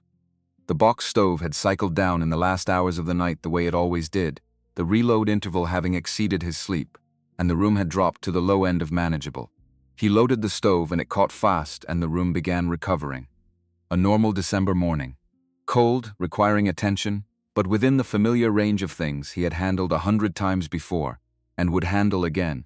He did not look out the window until the coffee water was on the stove. When he did, he stood with the pot in his hand for a moment. He recognized the ice. He had seen glazing events before, in the winters of 79 and 83, both times an inconvenience, a day or two of careful movement before the temperature shifted and the melt began. Both times his woodpile had been accessible. He looked at the pile along his south wall and felt for a brief moment close to relieved. The pile was there. It was intact. Nothing had moved it or taken it. He went outside to get a piece. He gripped the top piece on the near corner. A good cottonwood split, 18 inches long, one he had personally placed in October. It did not move. He tightened his grip and pulled. It shifted perhaps a quarter inch and held. He pulled harder. His boots skidded on the iced porch boards, and he nearly went down backward and caught himself on the wall. He turned back to the pile with both hands, pulling from his center, putting his full weight behind it. The piece moved half an inch. He understood it then. The ice had not coated the pile. It had entered the gaps between the pieces and sealed every contact point into a single rigid structure. 3/4 of an inch of ice over 9 hours of sustained cold was mortar, as effective as mortar. The pile was a wall now, a wall he had built carefully and stacked well, and which was now completely inaccessible without a tool capable of breaking the bond. He went for the axe. The first swing bounced. He had expected resistance and had not expected this. The blade skipped off the ice surface and sent a shock up through the handle into his wrists. He adjusted his grip and swung again, harder, aiming for the seam between two pieces. This time the blade bit. He could see the crack beginning, and he leaned into the stroke to follow through. And the handle gave the sound that 20 years of working with tools had taught him to recognize before he finished hearing it. A dry crack, clean, running along the grain from the eye of the head toward his upper hand.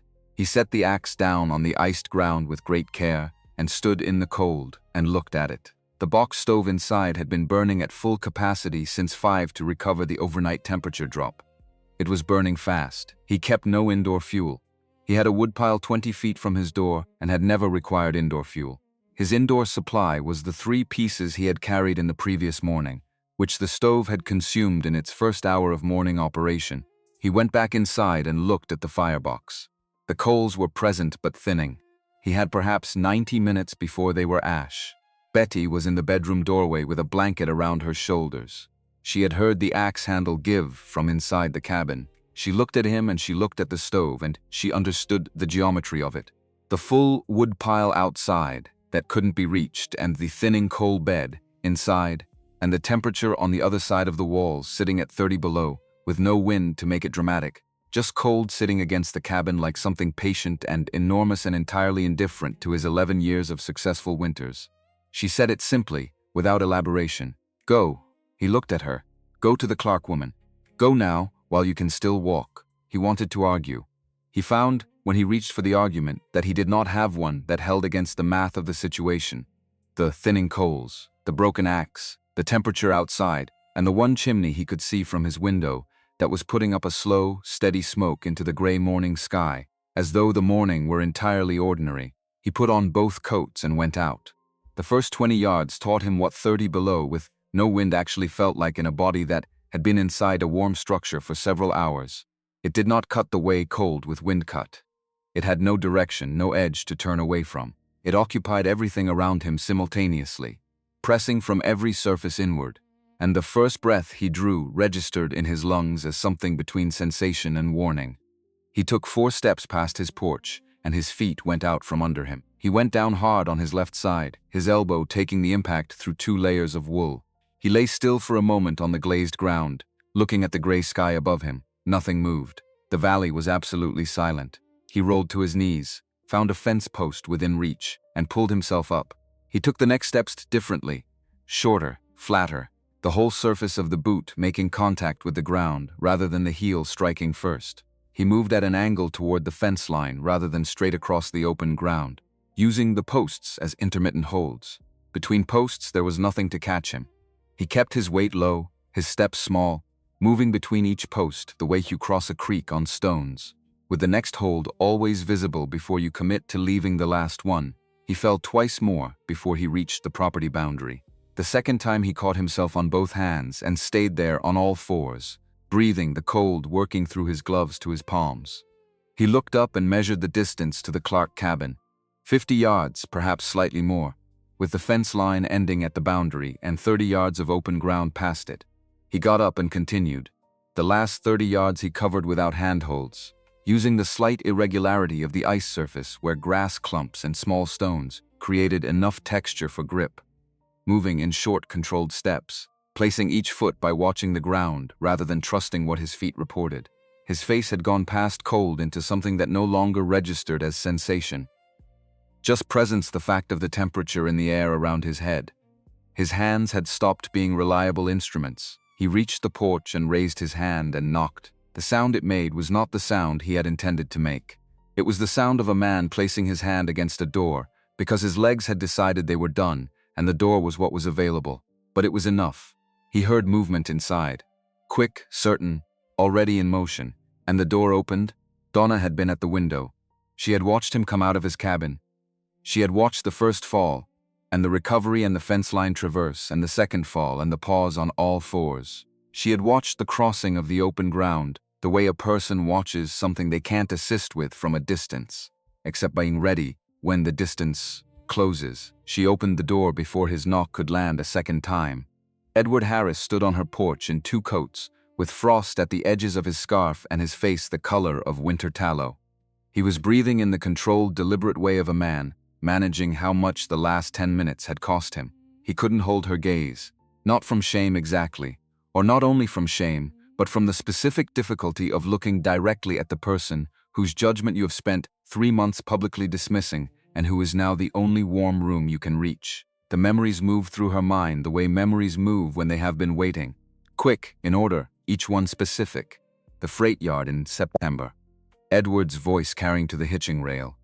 Jason's question falling into a silence nobody chose to fill. Cynthia's face on the drive home, already learning what absence of help actually meant. The memories moved through and were gone. What was behind Edward on the flat required attention. Betty Harris was crossing the ice with the 2 youngest children behind her, all 3 moving in the careful steps of people who had found their balance limit and were working within it. Betty had the youngest on her back, both of them bent forward into the effort. The 2 older children moved in her tracks, using her footprints as the path that had already been tested. Further back, coming from the direction of the Coldwater Bend Road, Nicole Anderson was making her way along the fence line with her characteristic economy of movement. Each step tested before it was weighted, her body making small constant adjustments, carrying something against her coat with both arms. And behind Nicole, coming from the east across the flat, moving alone was Sharon Riley. Sharon was carrying her granddaughter. The child was 5 years old, and Sharon was 63, and the child's arms were around her neck, and her face was visible above the blanket Sharon had wrapped around both of them, and even from 20 yards the child's face showed what a child's face shows when a fever has been running through the night unchecked.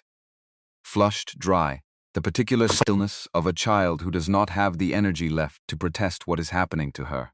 Sharon had stood at her own cabin door for 2 hours with that child in her arms in the dark, before dawn, deciding whether the woman she had been watching since September was the kind of woman who stayed past February, and whether her own judgment about that was worth trusting a second time after the last time she had trusted her judgment and been wrong.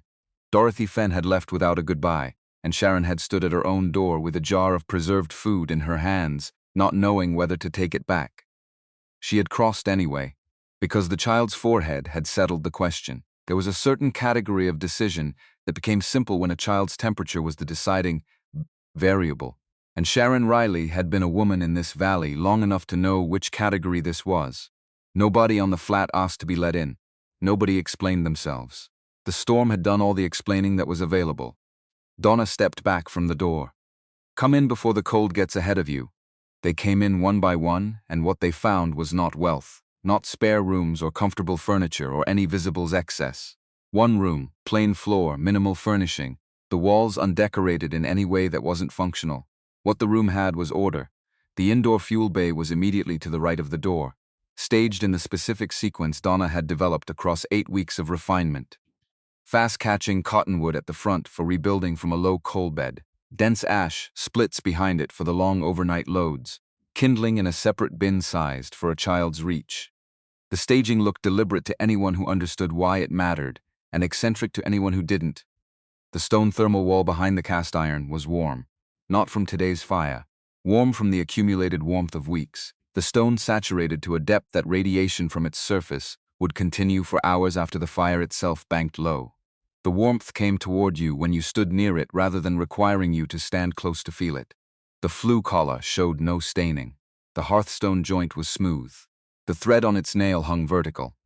Edward settled onto the stool nearest the stove and pulled off his gloves and held his hands toward the firebox and looked at the coal bed for a long time.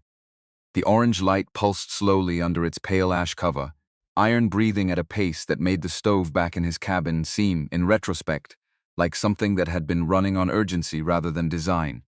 This one was not urgent. This one had been doing this for months and intended to continue.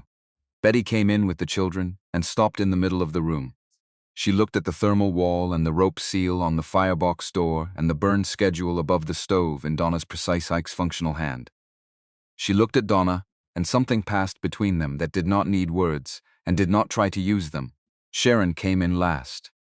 She was still carrying the child against her shoulder, the fever heat of her visible in the flush of the small face, the slight parting of the lips, the effort of each breath.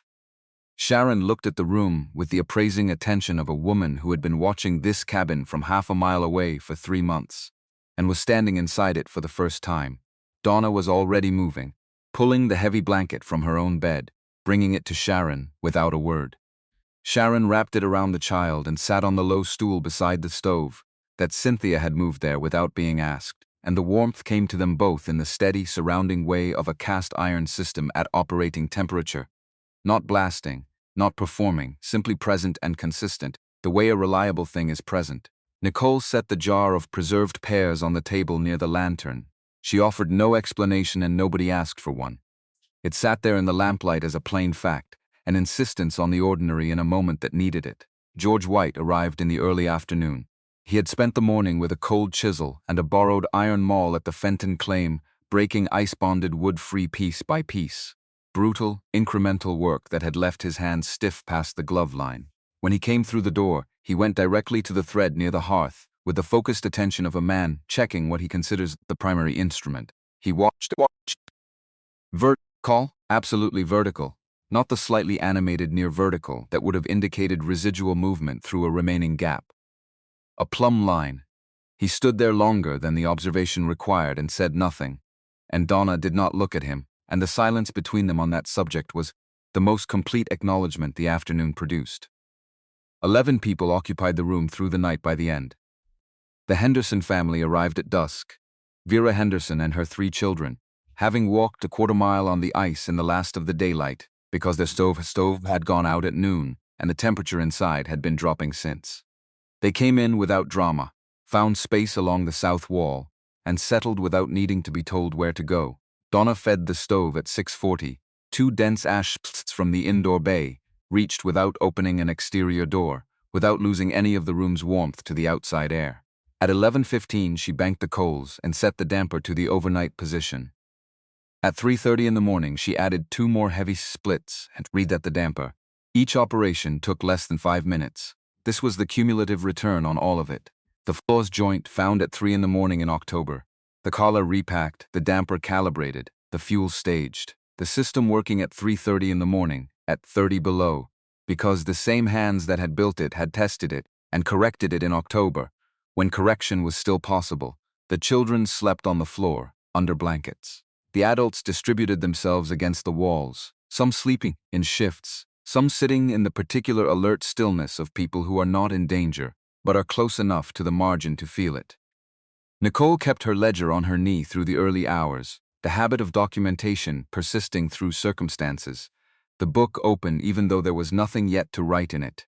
Sharon's granddaughter's fever broke around midnight. Sharon felt it in the change of the child's skin against her palm, the heat softening, the flush receding, the breathing slowing from the shallow pace of fever to the deeper rhythm of genuine sleep.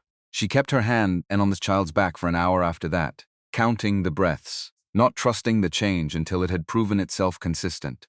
Edward sat near the stove past midnight. He watched Donna bank the coals with the quick, certain movements of someone who has performed this sequence in this configuration, enough times that the body knows it before the mind engages. Not mechanical, not automatic, but practiced in the way good judgment eventually becomes practice. The 2 things indistinguishable from the outside. Around 2 in the morning, Betty came and sat beside him. She folded her hands in her lap and looked at the fire through the firebox glass. He was quiet for a long time. Then, "I'm thinking about Robert." She put her hand over his and neither of them said anything else. The stove worked in its measured, unhurried way, and the room held its temperature, and the night continued to do what nights do when a house has been built to meet them.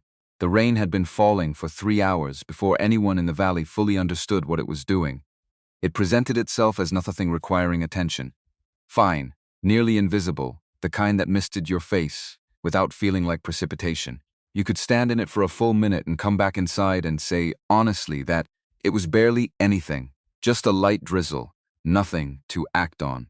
And you would be right about the drizzle and entirely wrong about the nothing to act on, because the drizzle was not the problem. The problem was the ground it was falling on, which had been sitting below 0 Fahrenheit for 9 hours, without any thermometer in the valley confirming it, and every drop that touched any surface in Harlan Flats was undergoing an immediate and permanent transformation from liquid to glass. Not ice in the way people pictured ice, the white, opaque, scraping off the step kind that announced itself and submitted to a shovel. This was clear, transparent until it had accumulated enough thickness to catch light, and by the time it caught light, it had already done everything it intended to do. It built on itself through the deep hours of the night, adding layer to layer over every surface it found, bonding to whatever lay beneath it with the completeness of cement bonding to dry stone. The fence wire disappeared inside clear cylinders. Tool handles and lean toes became rounded and smooth and frictionless. The wood piles along the south walls of a dozen cabins acquired a shell that caught the early gray morning light and returned it in scattered fragments, beautiful in the specific way that dangerous things are sometimes beautiful before you understand what you are looking at. By the time the sky made its pale transition toward morning, 3/4 of an inch of clear ice covered everything in the valley. The temperature was sitting at 30 below 0 Fahrenheit. There was no wind at all. This last quality was the final and specific cruelty of the configuration. A storm with no wind meant no warning, no sound at the eaves, no physical signal that demanded you react. People inside their cabins heard the same silence they always heard in a December night. They turned over in their sleep and pulled their blankets up, and did not know that the world outside had revised itself into something that bore almost no relationship to the world they had gone to sleep in. Donna had been awake since 2 in the morning. She had heard the ice forming on the lean-to roof, a fine, steady accumulation of small sounds, each one the signature of a water drop making contact and hardening instantly, thousands of them building into a texture of sound rather than discrete events. She had identified it from inside her sleep before she was fully conscious. The way sounds reach the sleeping mind when it has been trained to listen for them. She was at the stove before she was entirely awake. The coal bed was exactly where she had left it at the 11 o'clock banking. Heavy ash splits burned down to deep coals, glowing orange under their pale ash cover, the damper holding them at the slow, sustained breath that preserved rather than consumed. She added 2 splits at 2:15, adjusted the damper 1 click open to accommodate the new fuel, and stood in the warmth radiating off the stone wall behind the stove while she listened to the roof and confirmed what she already knew. The sound was consistent, building, not slowing. She fed the stove again at 4 in the morning and again at 6, each load calibrated. Cottonwood first to rebuild the flame from the coal bed, 1 heavy ash split behind it to establish the new coal base for the next interval. The children slept in their clothes as she had told them. The room held its temperature in the stable, even way it had held temperature through every cold night since October, the stone wall working the way accumulated mass works. Not with urgency, not with any performance of effort, simply continuously, returning warmth into the air at a rate that kept pace with the rate at which the walls and floor were drawing it out. When the full morning came, and the light through the window revealed what the night had assembled, she stood at the glass for a moment and looked at it. The same ridge to the north, the same creek line through the bare cottonwoods, the same fence lines running east toward the Henderson property. But every surface in the valley was coated. The fence wire was encased in clear cylinders, each post glazed to twice its normal apparent diameter.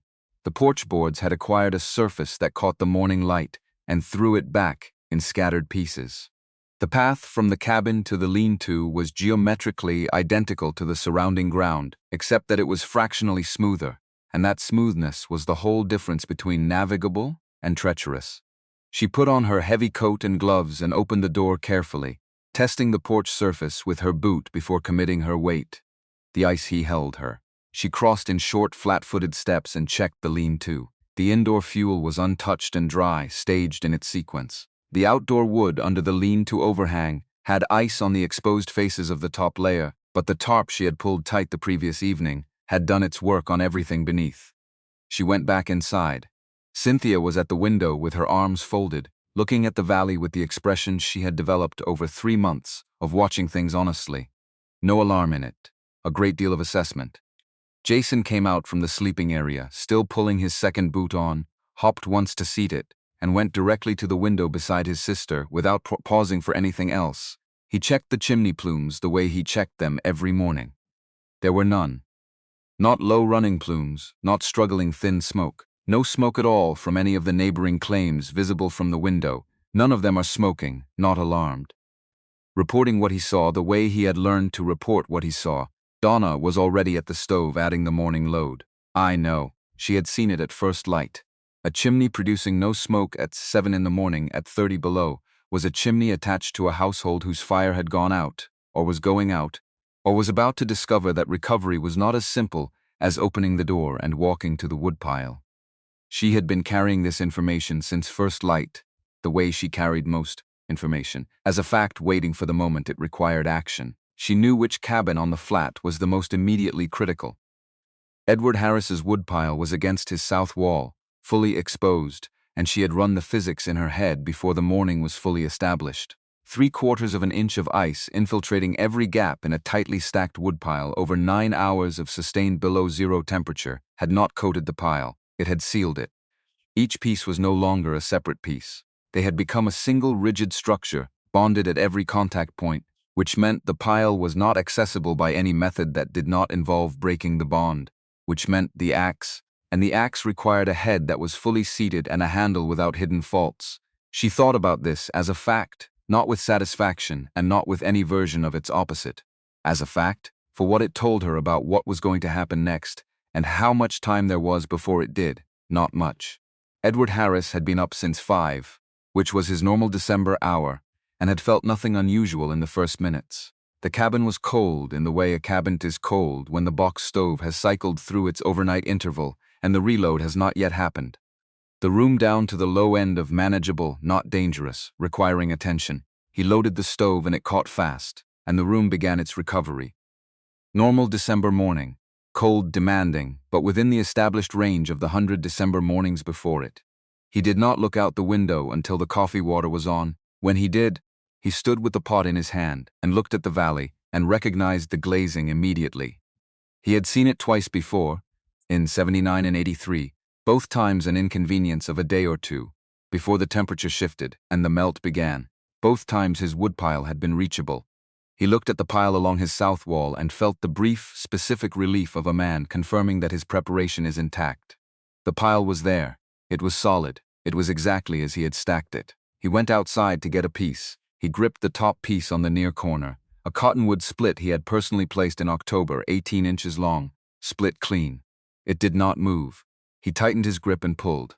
It shifted perhaps a 1/4 inch and held with the absolute firmness of something that had been joined rather than merely stacked. He pulled harder. His boots found nothing on the iced porch boards, and he nearly went backward and caught himself with both hands against the wall. He turned back to the pile with both hands, pulling from his center, putting his full weight behind the effort. The piece moved 1/2 inch. He understood it then. The ice had not coated the surface of the pile. It had entered every gap between every piece and sealed every contact point into a single structure. 3/4 of an inch of ice over 9 hours of sustained cold was mortar. As effective as mortar and faster to set. The pile he had stacked with such care in October was a wall now, a solid object, as inaccessible as if it had been poured in concrete. He went for the axe. The first swing bounced. The blade skipped off the ice surface, and the shock traveled up through the handle into his wrists. He reset his grip and swung again harder, targeting the seam between two pieces where the bond would be thinnest. The blade bit this time. He could see the crack beginning, and he leaned into the stroke to follow through. The handle gave a sound, dry clean. A crack running along the grain from the eye of the head toward his upper hand. He recognized it from 20 years of working with tools. The sound of a thing that has already decided, that is telling you what has happened rather than asking what you want to do about it. He set the axe down carefully on the iced ground and stood in the cold and looked at it.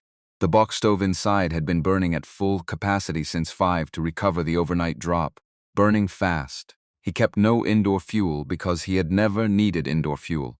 The pile was 20 feet from his door and had always been 20 feet from his door and accessible. His indoor supply was the 3 pieces he had carried in yesterday morning. The stove had consumed them in its first hour of operation.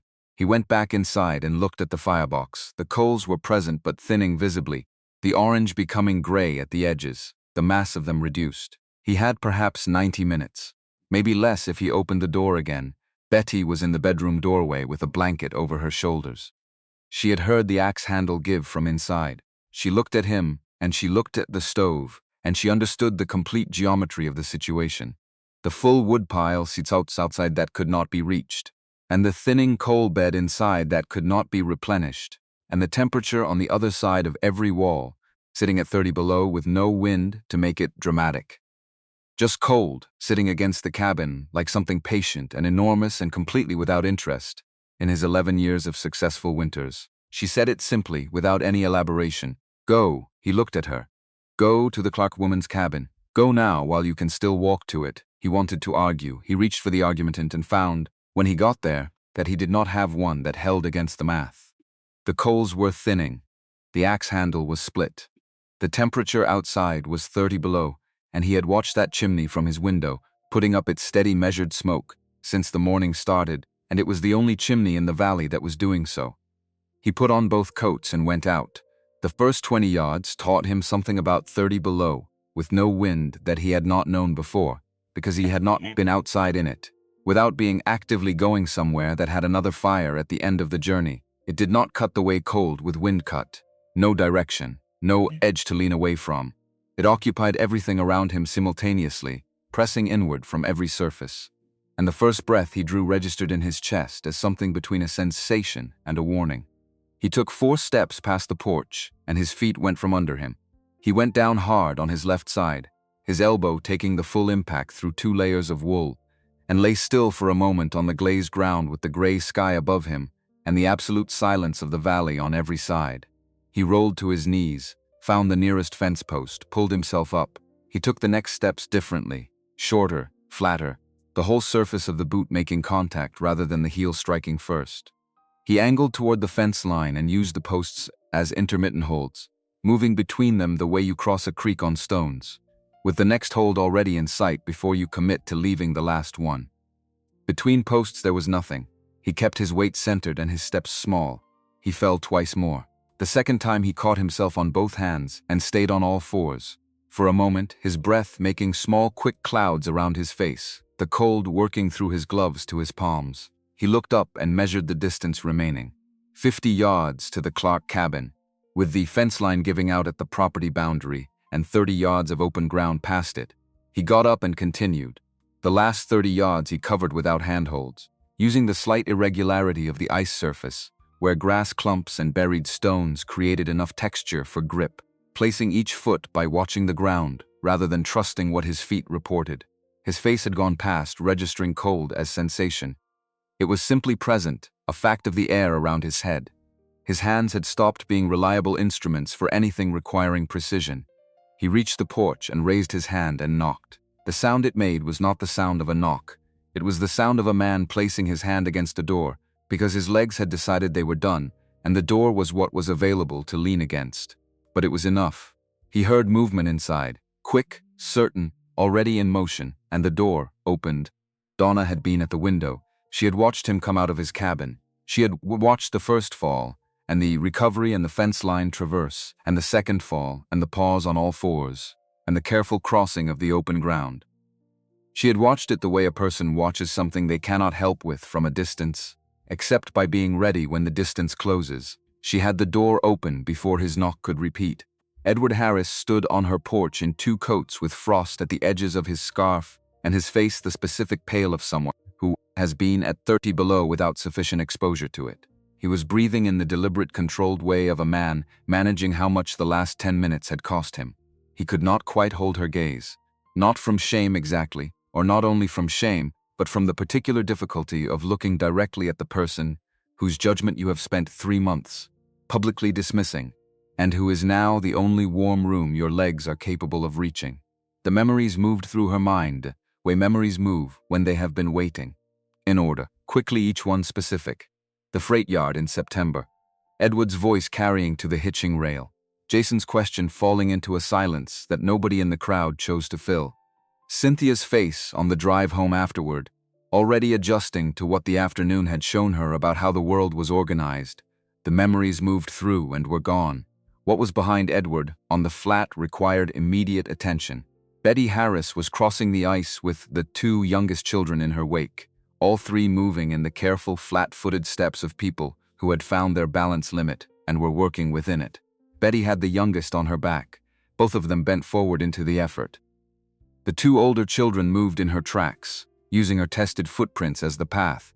Further back, coming along the fence line from the direction of the Coldwater Bend Road, Nicole Anderson was making her way with the careful economy of movement that characterized everything she did.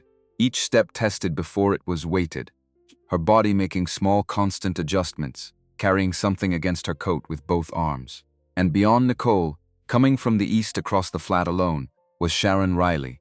Sharon was carrying her granddaughter.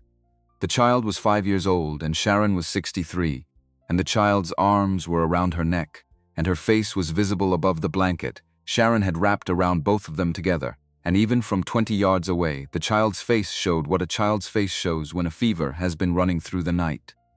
Flushed, dry.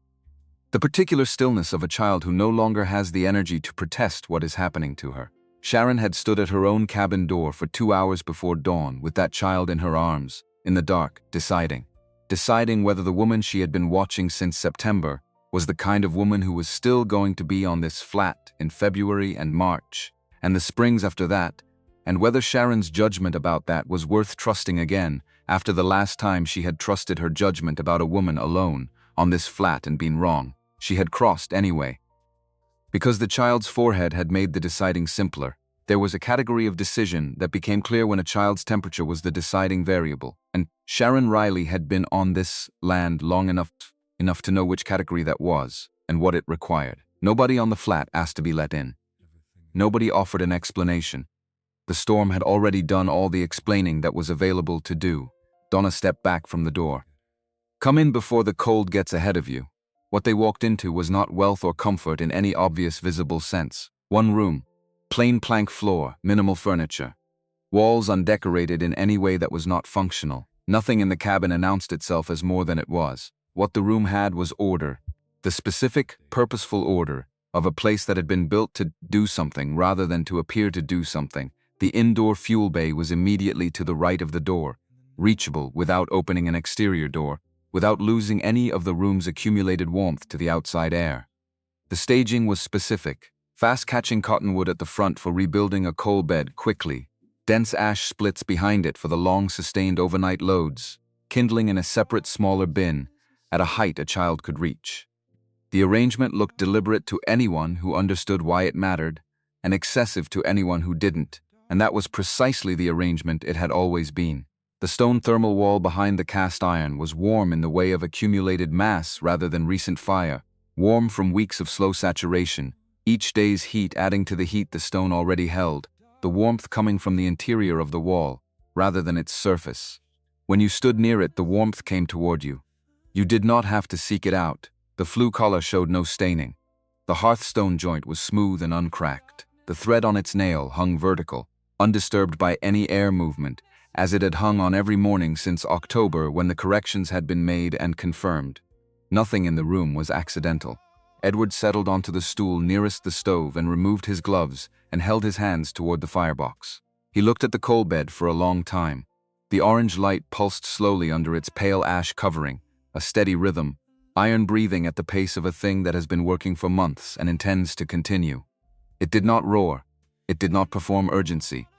It simply maintained the temperature the room required, with the quiet competence of a system that has been calibrated to the specific conditions it operates in.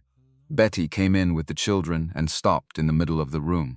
She looked at the thermal wall and the rope seal on the firebox door and the burn schedule pinned above the stove in Donna's precise functional hand. Not artistic, not decorative, specific. She looked at Donna, and something passed between them that did not use words and did not need to.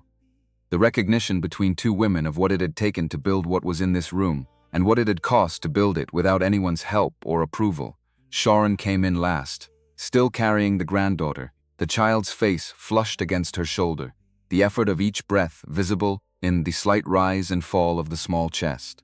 Sharon looked at the room with the careful appraising attention she gave to everything on the flat, measuring, cataloging, updating what she thought she knew against what she was seeing. Donna was already moving, pulling the heavy blanket from her own bed, bringing it to Sharon without ceremony. Sharon wrapped it around the child, and Cynthia moved the low stool beside the stove, and Sharon sat in it, and the warmth came to both of them in the surrounding, even way of a cast iron system at its operating temperature, not blasting, not requiring them to hold their hands toward it, just present and consistent, doing what it had been built to do. Nicole set the jar of preserved pears on the table near the lantern without explanation, and nobody asked for one. It sat there in the lamplight as a fact, the way the stove was a fact. Present, specific, requiring no speech to justify itself. George White arrived in the early afternoon. He had spent the morning at the Fenton claim with a cold chisel and a borrowed iron maul, breaking ice-bonded wood free piece by piece from a woodpile that had sealed overnight the same way Edwards had sealed. Brutal, slow work that had left his hands stiff past the glove line. He came through Donna's door and went directly to the thread near the hearth, with the focused attention of a man checking the instrument he considers primary. He watched it, the vertical, absolutely vertical, not the slightly animated near vertical that indicated residual air movement through a remaining gap. A plumb line hanging on its nail in still air, confirmed what it had been confirming since the corrections were made in October. He stood there longer than the observation required. He said nothing. Donna did not look at him. The silence between them on that subject was the most complete acknowledgement the afternoon produced. The silence of two people who have been proven right about different things, and are both too specific in their thinking to say so out loud. The Henderson family arrived at dusk. Vera Henderson and her 3 children, and her sister-in-law, with 2 more, having walked a quarter-mile on the ice in the last gray light because their stove had gone out at noon, and the temperature inside had been dropping since. They came in without drama, found space along the south wall, and settled without needing to be directed. 11 people in the room by nightfall. Donna fed the stove at 6:40. 2 dense ash splits from the indoor bay, selected and placed without opening an exterior door, without interrupting the room's accumulated warmth in any way. At 11:15 she banked the coals and set the damper to the overnight position she had calibrated across 8 weeks of testing and correction. At 3:30 in the morning she added 2 more heavy splits and reset the damper. Each operation took less than 5 minutes. This was the entire point of all of it. Not the stone wall or the sealed collar or the staged fuel in isolation. Each of those things mattered, but what they added up to was this. At 3:30 in the morning, in a 30-below ice storm, with 11 people depending on the fire staying alive, the maintenance of that fire required 4 minutes and returned immediately to sleep. That was what the system had been built to do, and it was doing it. The children slept on the floor under blankets, the way children sleep when they are genuinely warm, deeply, without shifting, without pulling the blanket tighter in their sleep. The adults distributed themselves along the walls, some sleeping in shifts, some sitting in the particular watchful stillness of people who are not in danger, but are close enough to the margin to feel it as a presence rather than an abstraction. Nicole kept her ledger on her knee through the early hours, the habit of documentation persisting through circumstances, the book present and open, even though there was nothing yet to record. She was watching in the way she always watched, storing rather than reacting, building the account that would emerge later in the spring entries of a new page. Sharon's granddaughter's fever broke around midnight. Sharon felt it in the change of the child's skin against her palm, the heat softening, the dry flush receding, the shallow fever breathing slowing to the deeper rhythm of genuine sleep. She kept her hand on the child's back for another hour, counting breaths, not trusting the change until it had proven itself consistent across enough cycles to be certain rather than momentary. She looked across the room at Donna, who was awake and working a piece of split kindling into the kindling bin near the stove, with the unhurried attention of someone whose hands are occupied, but whose mind has room for other things. Something passed between them. Not the recognition that had passed between Donna and Betty, but a different one. The recognition between 2 women who have each paid a specific and private price for being the kind of woman they are, and who have found, in this particular room on this particular night, that the price was not the whole story, Sharon had stood at her own door for 2 hours deciding whether to cross the flat. She had crossed. The child in her arms was breathing easily now, the fever gone, the small body warm in the healthy, rather than the dangerous way. Whatever the crossing had cost Sharon in terms of the careful distance she had built and maintained since Dorothy Fenn left in February. She looked at the child and she was not calculating the cost anymore.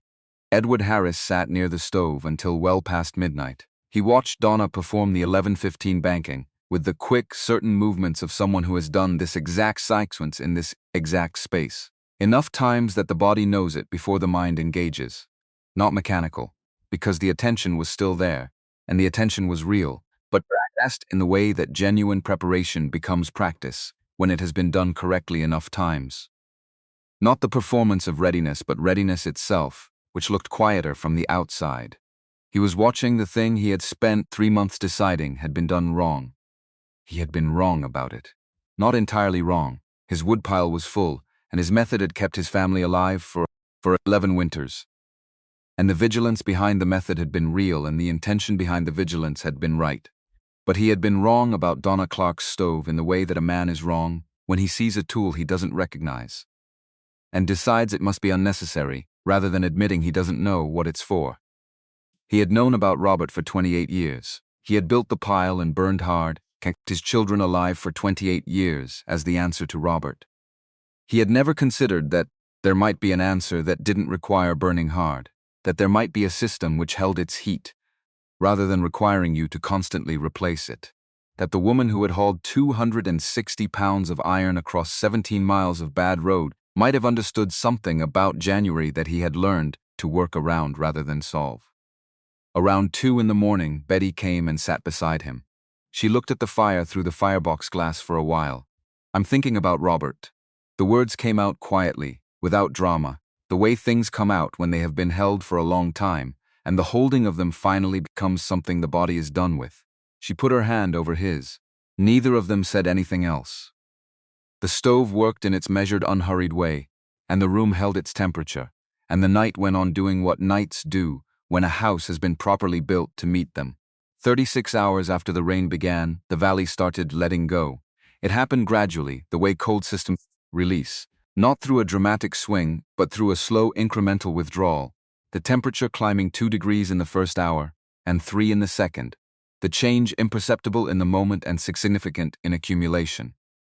By mid-afternoon of the second day, it was within 5 degrees of 0 Fahrenheit, which was cold but navigable in a way that the previous 36 hours had not been. The ice on the fence wire began to weep. A single drop at first, then a slow, continuous drip, the clear coating shrinking as the differential between the ice and the warming air reached the threshold where the outer layer began releasing. Along the ridge to the north, a cottonwood branch shed its ice load. The crack of it traveled across the flat in the still air and reached Donna's cabin as a single sharp report, which woke 3 of the children who had finally surrendered to sleep.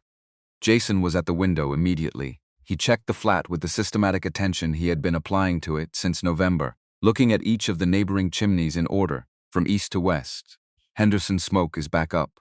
A pause. Harris one too. The families went home through the afternoon. They went in the careful way of people crossing terrain that was still revising itself. Not the glass of the storm's peak, but a surface still slick in places, the ice now granulating and loosening, offering intermittent grip rather than none at all. They left mostly without speeches. The Henderson woman gave a nod at the door. George White gathered his coat and went without comment.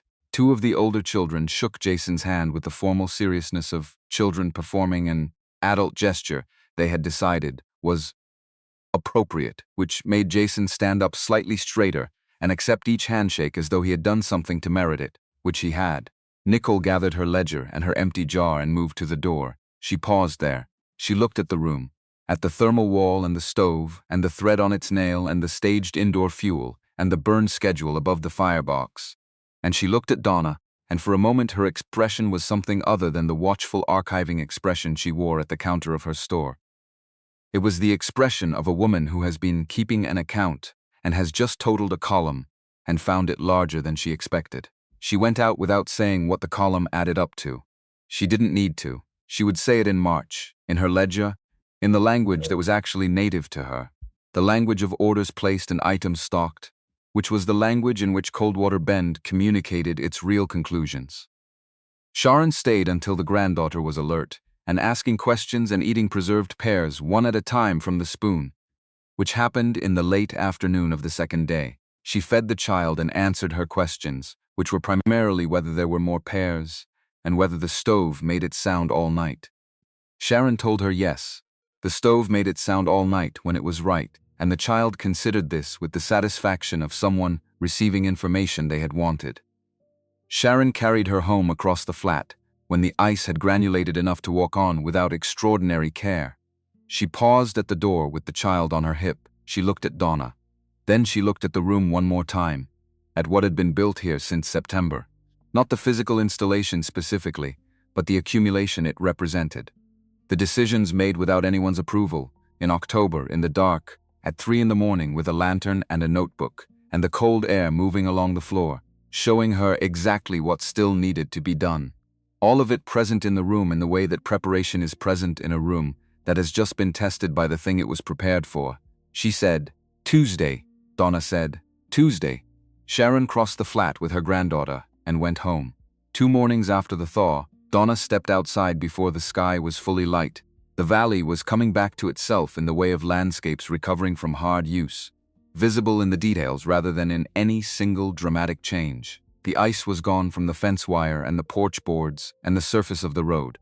The ground was wet in the specific way of ground that has been frozen hard and is softening from the top down, firm underfoot, giving slightly at the heel, the thin freed moisture sitting on the still frozen substrate beneath it. The cottonwoods along the creek had shed the last of their ice load and stood bare and clean in the early air. She came around the lean-to check the outdoor fuel.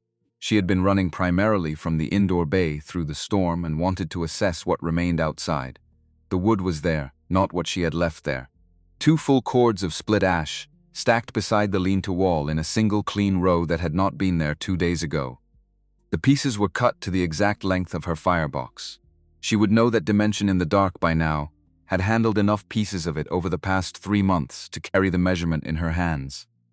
And stacked with the bark out and the end grain showing in a way that indicated not a casual dropping off but actual considered work, the stacking of someone who knew what they were building and had taken the time to build it correctly. The wood was dry and seasoned. It had been selected and cut by someone who understood base burner fuel requirements. No note, no indication of who had left it. The frozen ground near the far end of the stack, where the work had started, showed the softened impressions of boot marks that had been present before the thaw began, and had lost their edges in the melt, resolving into shapes that identified nothing specific, except that someone had stood there and done careful work. She stood beside the stack in the early light. The sky was the thin blue-gray that precedes sunrise in Montana, the particular color that isn't quite night and isn't quite day and exists for only a few minutes before the sun decides the matter. Her breath made a small steady cloud in the cold. Behind her in the cabin, the stove had been running since 3:30, and the thermal wall was warm, and the coal bed was where she had left it at the last banking. The gap in her cordwood calculation, the one that hadn't closed no matter how many times she had run the numbers from different angles, had been closed for her. Overnight, without announcement, by hands that had measured her firebox length and cut to it and stacked the result outside her lean-to in the dark. Before the thaw was finished, she looked at it for a moment. Then she went back inside to start breakfast. Cynthia looked up from where she was laying the morning fire. She saw her mother's face and waited. Someone left wood. How much? 2 cords. Cynthia was quiet for a moment. Who? Donna looked at her daughter, at the face that had been watching since September, that had watched the freight yard and the road, and the arrival at the broken cabin, and the overnight tests and the corrections, and the thread on its nail, and the neighbors arriving one by one across the ice. The face that had been building its understanding of things through all of it in the specific patient way that real understanding is built. Through accumulated observation rather than through being told. People who know how to say something without talking. Cynthia held that. Then she turned back to the fire and fed it the morning cottonwood, and the room moved into its day. The spring entries in Nicole Anderson's ledger opened on a new page in March. She had bought a new ledger in February, the old one full, its pages carrying the inventory of the year just passed in the accountant's particular shorthand, that meant nothing to anyone but her, and everything to anyone who knew how to read it. The new ledger began with the clean particular promise of new ledgers, the first entries establishing the character of what would follow. The previous years had shown the same inventory across October and November: flour, salt, lamp oil, axe handles, the predictable seasonal commerce of a settlement that had established its methods and saw no reason to revise them. March 1887 was different: stove rope, in quantities that suggested not individual repair, but something closer to a settlement-wide project. Replacement firebox brick. Flue collars. 2 ordered, then 4, then a standing order placed against the spring catalog. 3 cast-iron base-burner stoves ordered from the Billings hardware catalog, the orders placed by 3 separate households in the same week, none of them consulting the others, each arriving at Nicole's counter independently and asking for the same thing. Nicole recorded each entry without editorial comment. She was not a woman who editorialized in her records. But she remembered who had ordered what, and she could have told you, if asked, the story that the entries told, which was the story of a settlement that had spent 36 hours in a room it hadn't built and had come home and started building it. Quietly, household by household, without any meeting or announcement, in the specific silent language that small communities use when they have learned something they are not ready to articulate but are ready to act on. George White began inspecting flue connections in October, not February. This was the change he made, and it was the only change he announced to anyone, and he announced it by doing it, showing up at cabins in October with his coat pocket, containing a length of cotton thread and a tack nail, checking the collar seat and the firebox door seal, and the hearthstone joint, before the winter began asking questions, rather than after it had started delivering answers. His customers accepted this without much comment, because he was the settlement's stove repairman. And if he had decided that October inspection made more sense than February repair, he had presumably decided it for a reason, and the reason was presumably his professional business. The reason was a thread hanging on a nail in a cabin on the East Flat, absolutely vertical, on a morning when every other chimney in the valley was cold. Edward Harris did not stand in front of Nicole's store and make a speech about what the ice storm had cost him, or what he had learned from it. He was not that kind of man, had never been that kind of man, and the storm had not changed him into one. He expressed things through what he did with his hands, and what he did in October of 1887 was cut his firewood to base burner length and stack 2 full cords of it inside his barn. Accessible through a door he had replaced that September with a door whose frame he trued himself, planing the edge and shimming the sill until the door closed flush. He also ordered a cast-iron base burner from the Billings catalog.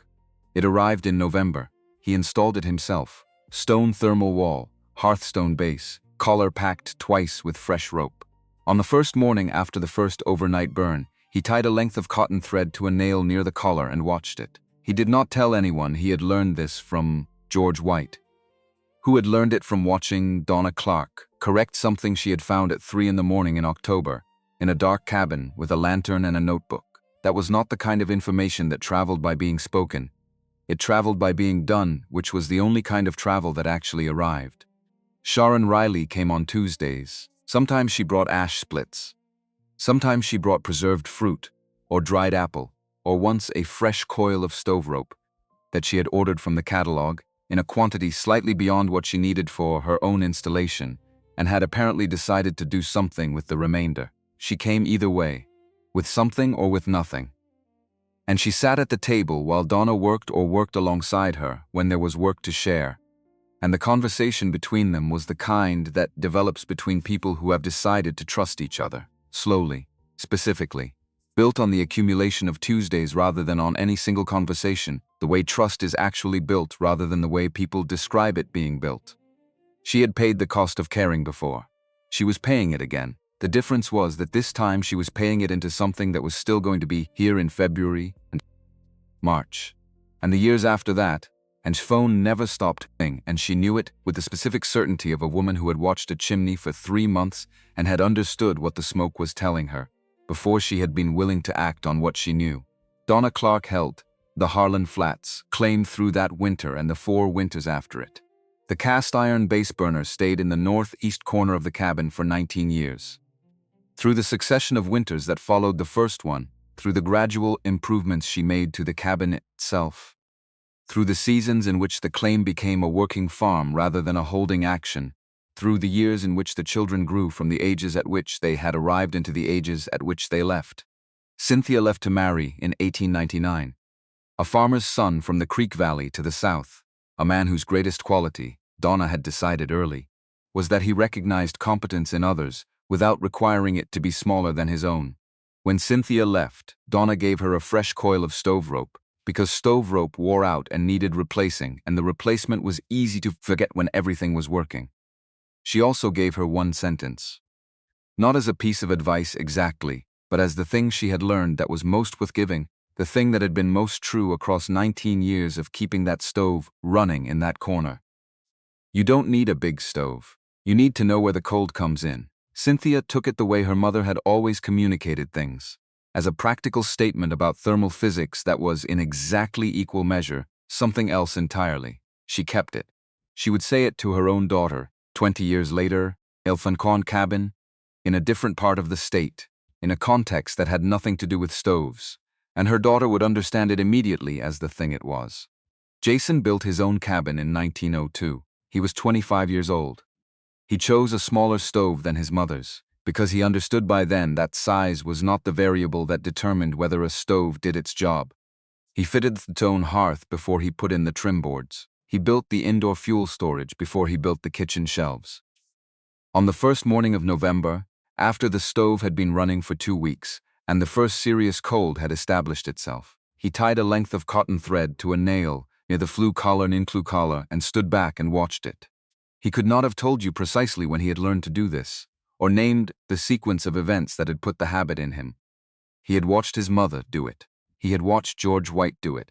He had grown up in the specific quality of attention that a household develops when the person running it is always listening for something. Not with fear, not with anxiety, but with the steady, patient attention of someone who understands that the gap between what you know and what you haven't yet checked is exactly the size of what can still go wrong. The thread hung straight. He went back to work. Warren Clark had said a stove that couldn't hold heat overnight was a promise with a door on it. Donna had carried that sentence from Nebraska across 17 miles of bad Montana road. His phone never stopped ringing. Through a freight yard where nobody helped and a settlement that watched her work without moving. Through a cabin that showed her its failures at 3 in the morning. And a valley that showed her its assumptions in the full light of Saturday afternoon.